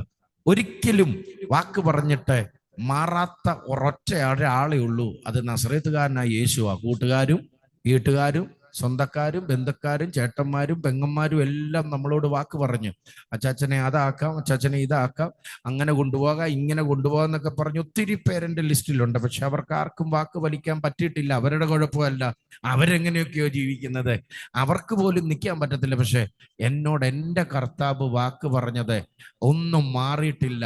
ആ കിടങ്ങന്നൂർ കുഞ്ഞുമോൻ ചാൻ എന്ന് പറയുന്ന പ്രവാചകനിലൂടെ എന്നോട് പരിശുദ്ധാത്മാവ് പറഞ്ഞൊരു ദൂതുണ്ട്, നിന്നെ ഞാൻ ബാംഗ്ലൂർ നിർത്തും, അവിടെ നിന്നെ ഞാൻ ഉയർത്തും, അവിടുന്ന് ഞാൻ നിന്നെ മാനിക്കും, നിന്റെ യാത്രകളും അനുഗ്രഹങ്ങളും എല്ലാം അവിടുന്നായിരുന്നു. ഞാൻ ആ ദൂതും കർത്താവിനെയും വിശ്വസിച്ച്, അതുകൊണ്ടാണ് ഇന്ന് ഈ സമയത്ത് നിങ്ങളോട് എൻ്റെ സാക്ഷ്യം പറയുവാൻ കർത്താവ് എനിക്ക് ഭാഗ്യം തന്നത്. അതുകൊണ്ട് കർത്താവ് ഈ കാലഘട്ടത്തിൽ ശക്തമായിട്ട് കർത്താവ് ഞങ്ങളെ ഉപയോഗിക്കുന്നു, കുടുംബമായിട്ട് ഞങ്ങളെ ഉപയോഗിക്കുന്നു. അനേകരുടെ കെട്ടുപണികൾക്ക് വേണ്ടി കർത്താവ് ഞങ്ങളെ ഉപയോഗിക്കുന്നു. നാശത്തിൽ കിടക്കുന്ന, ശാപത്തിൽ കിടക്കുന്ന അനേകരുടെ കെട്ടുപണികൾക്കും ഉയർച്ചയ്ക്കും അനുഗ്രഹത്തിനും വിടുതലിനും ഞങ്ങളെ കർത്താവ് ഉപയോഗിക്കുന്നു. കഴിവല്ല, ഉയരാനൊന്നുമില്ല, പ്രശംസിപ്പാനും ഒന്നുമില്ല. കർത്താവ് എല്ലാം കൃപയാൽ ഞങ്ങൾക്ക് തന്നതാണ്, ദാനമാണ്. ഈ കർത്താവിനെ കണ്ടുമുട്ടിയില്ലായിരുന്നെങ്കിൽ, മഹത്വമേറിയ വയലിൽ വന്നില്ലായിരുന്നെങ്കിൽ പണ്ടേ നശിച്ചു പോയേനെ, പണ്ടേ മരിച്ചു പോയേനെ, പണ്ടേ തീർന്നു പോയേനെ. അവിടുന്ന് എല്ലാം മാറ്റി മഹത്വമേറിയ കർത്താവിനെ കാണാനും കർത്താവിനെ ഉയർത്താനും കർത്താവ് നിർത്തിയ ആ കൃപയെ ഓർക്കുന്നു. ഇന്ന് ഞങ്ങൾ ഈ സന്ദേശം ഇവിടെ അറിയിക്കുമ്പോൾ ഇത് കേൾക്കുന്ന നിങ്ങൾക്കെല്ലാവർക്കും ജീവിതത്തിന് ഒരനുഗ്രഹവും ഒരു വിടുതലിനും കാരണമായി തീരട്ടെ എന്നുള്ള പ്രാർത്ഥനയോടുകൂടി ഞാൻ എൻ്റെ ചുരുങ്ങിയ സാക്ഷ്യത്തെ ഇവിടെ നിർത്തുന്നു. എനിക്ക് അവസരമൊരുക്കി തന്ന അരോമ ടിവിക്കും അതിൻ്റെ സംഘാടകർക്കും പാസ്റ്റർ ഡാനിയൽ ജോണിനോടുമുള്ള എൻ്റെ നന്ദിയും സ്നേഹത്തെയും ഞാൻ ഈ അവസരത്തിൽ അറിയിക്കുന്നു. ഞാൻ നിങ്ങൾക്ക് വേണ്ടി ഒരു വാക്കൊന്ന് പ്രാർത്ഥിക്കട്ടെ. നിത്യദൈവമേ, സ്വർഗീയ പിതാവേ, നല്ല സമയത്തിനായി സ്തോത്രം. ഞങ്ങളുടെ സാക്ഷ്യങ്ങൾ ശ്രവിക്കുന്ന ഈ വ്യക്തികൾക്കും ജനത്തിനു വേണ്ടി പ്രാർത്ഥിക്കുന്നു. തൻ്റെ അഭിഷിക്തന്മാർ അനുഗ്രഹിച്ചാൽ അത് അനുഗ്രഹം എന്ന തിരുവചനത്തിന്റെ അടിസ്ഥാനം ഈ ജനത്തെ ഞാൻ പിതാവിൻ്റെയും പുത്രൻ്റെയും പരിശുദ്ധാത്മാവിൻ്റെ നാമത്തിൽ ബ്ലസ് ചെയ്യുന്നു. ഇവർ അനുഗ്രഹിക്കപ്പെടട്ടെ. വിഷയമുള്ളവരുടെ വിഷയങ്ങൾക്ക് വിടുതലുണ്ടാകട്ടെ. മുറിവുള്ളവർ അനുഗ്രഹിക്കപ്പെടട്ടെ. അവരുടെ മുറിവ് കെട്ടപ്പെടട്ടെ. അവരുടെ കണ്ണുനീരിനെ തുടച്ചു കളയണം. സന്തോഷവും ആനന്ദവും അവരുടെ ഭവനങ്ങളിൽ എത്തിച്ചേരട്ടെ. ഒരു പ്രാവശ്യം കൂടെ ജനത്തെ ഞാൻ ബ്ലസ് ചെയ്യുന്നു, യേശു ക്രിസ്തുവിന്റെ നാമത്തിൽ തന്നെ. Amen, amen, amen. Thank you കർത്താവദാസ് പാസ്റ്റർ ബിനോ തോമസ് അവർ. Thank you pastor. ഇത്രത്തോളം സമയം വളരെ അനുഗ്രഹിക്കപ്പെട്ട ജീവിതാനുഭവങ്ങൾ, ദൈവം നടത്തിയ അത്ഭുതകരമായ വഴികൾ, ദൈവനാമ മഹത്വത്തിനു വേണ്ടി അരോമ ടിവിയുടെ പ്രേക്ഷകർക്ക് പങ്കുവയ്ക്കുവാൻ സമയം കണ്ടെത്തിയതിന് കർത്താവിൻ്റെ ദാസനോടും കുടുംബാംഗങ്ങളുള്ളതായ പ്രത്യേക നന്ദി സ്നേഹത്തിനടുത്ത് അറിയിക്കുന്നു. കർത്താവ് ധാരാളം അനുഗ്രഹിക്കട്ടെ. ഞാൻ ഓർത്തു പോകുകയായിരുന്നു, ഒരു വ്യക്തിയെ ദൈവം ഉപയോഗിക്കുവാൻ ആഗ്രഹിക്കുന്നുവെങ്കിൽ അതിനുവേണ്ടി ദൈവം ഒരു സമയം നിശ്ചയിച്ചിട്ടുണ്ട്. ആ സമയം വരെ നാം ചില സന്ദർഭങ്ങളിൽ ഒതുങ്ങിയോ, ചില കഷ്ടതകളിലൂടെ കടന്നോ, അല്ലെങ്കിൽ ചില സാഹചര്യങ്ങളെ ഒക്കെ ഒഴിഞ്ഞു മാറിയോ ഒക്കെ നാം കടന്നു പോകേണ്ടതായിട്ടുള്ള ചില അനുഭവങ്ങൾ നമ്മുടെ ജീവിതത്തിലുണ്ടാവും. എന്നാൽ സമയമാകുമ്പോൾ എല്ലാ മറകളും നീക്കി ദൈവം ആ വ്യക്തിയെ പുറത്തു കൊണ്ടുവന്ന് അത്ഭുതകരമായി കർത്താവിന് വേണ്ടി പ്രയോജനപ്പെടുവാൻ ദൈവം ഉപയോഗിക്കുവാൻ ഇടയായിത്തീരും. ആ നിലയിൽ അനുഗ്രഹിക്കപ്പെട്ട ഒരു സാക്ഷ്യമാണ് കർത്താവിൻ്റെ ദാസൻ്റെ ജീവിതത്തിൽ ദൈവം നൽകിത്തന്നതെന്ന് ഓരോ കേൾവിക്കാർക്കും മനസ്സിലാക്കുവാൻ തക്കവണ്ണം കഴിഞ്ഞിട്ടുണ്ട്. തീർച്ചയായിട്ടും ഈ ജീവിതാനുഭവം കേട്ട ഓരോ പ്രിയപ്പെട്ടവർക്കും അത് വലിയൊരു വിടുതലിന് കാരണമായി തീർന്നുവെന്ന് ഞാൻ പൂർണ്ണമായി വിശ്വസിക്കുന്നു. ഒരു പക്ഷെങ്കിൽ തിരിഞ്ഞു നോക്കുമ്പോൾ ആ ബാല്യകാലത്തിലെ അനുഭവങ്ങൾ വെച്ച് നോക്കിയാൽ ഒരു പക്ഷെങ്കിൽ ഇന്ന് ഈ സ്ഥാനത്ത് ഇങ്ങനെ നിൽക്കുവാൻ ഒരു യോഗ്യത ഉണ്ടാകുമായിരുന്നോ എന്ന് ചിന്തിച്ചു പോവുകയായി. കാരണം ആ പിതാവ് കടന്നുപോയതായ ആ പാത പിൻപറ്റുന്ന ഒരു തലമുറയായി മാറിയിരുന്നു എങ്കിൽ ഒരു പക്ഷെങ്കിൽ ഇന്നത്തെ സ്ഥിതി എന്താകുമായിരുന്നു. മറിച്ച് ദൈവം അതിൽ നിന്നും പറിച്ചു മാറ്റി വേറൊരു തലത്തിൽ വേറൊരു ഇടത്ത് കൊണ്ട് നട്ട് കർത്താവിന് വേണ്ടി ഫലം പുറപ്പെടുവിക്കുവാൻ തക്കവണ്ണം ദൈവം ഇന്ന് ഉപയോഗിച്ചു കൊണ്ടിരിക്കുന്നു. അത് ദൈവത്തിൻ്റെ പദ്ധതിയാണ്. ഒരു പക്ഷെങ്കിൽ നാട്ടുകാരും വീട്ടുകാരും സുഹൃത്തുക്കളും ബന്ധുക്കളും ഒക്കെ നമ്മളെ പല നിലകളിലൂടെ പല പേരുകളിൽ നമ്മളെ ആക്ഷേപിച്ചു, നമ്മളെ തരം താഴ്ത്തി, നമ്മുടെ ജീവിതം പോലും അവിടെ അവസാനിച്ചു പോകാമായിരുന്ന സാഹചര്യത്തിൽ നിന്ന് സ്വർഗത്തിലെ ദൈവത്തിൻ്റെ പദ്ധതിക്ക് വേണ്ടി ജീവൻ്റെ പുസ്തകത്തിൽ പ്രപഞ്ച സൃഷ്ടിക്ക് മുന്നമേ ദൈവം എഴുതിയിരുന്നത് കൊണ്ടും കണ്ടിരുന്നത് കൊണ്ടും ദൈവത്തിൻ്റെ പദ്ധതിക്കായി ദൈവം ഒരുക്കിയെടുക്കുവാൻ ഇടയായി തീർന്നു. അതിനുവേണ്ടി കടന്നുപോയ കഷ്ടതയുടെ ആ അനുഭവങ്ങൾ ഇന്ന് അത് നല്ല അനുഭവങ്ങളായി അനേക പ്രിയപ്പെട്ടവരെ ഒരുക്കിയെടുക്കുവാൻ, കർത്താവിലേക്ക് അടുപ്പിക്കുവാൻ ദൈവം ഉപയോഗിക്കുന്നു എന്നുള്ള നല്ല സാക്ഷ്യം കേൾക്കാൻ കഴിഞ്ഞതിൽ ഒത്തിരി സന്തോഷമുണ്ട്.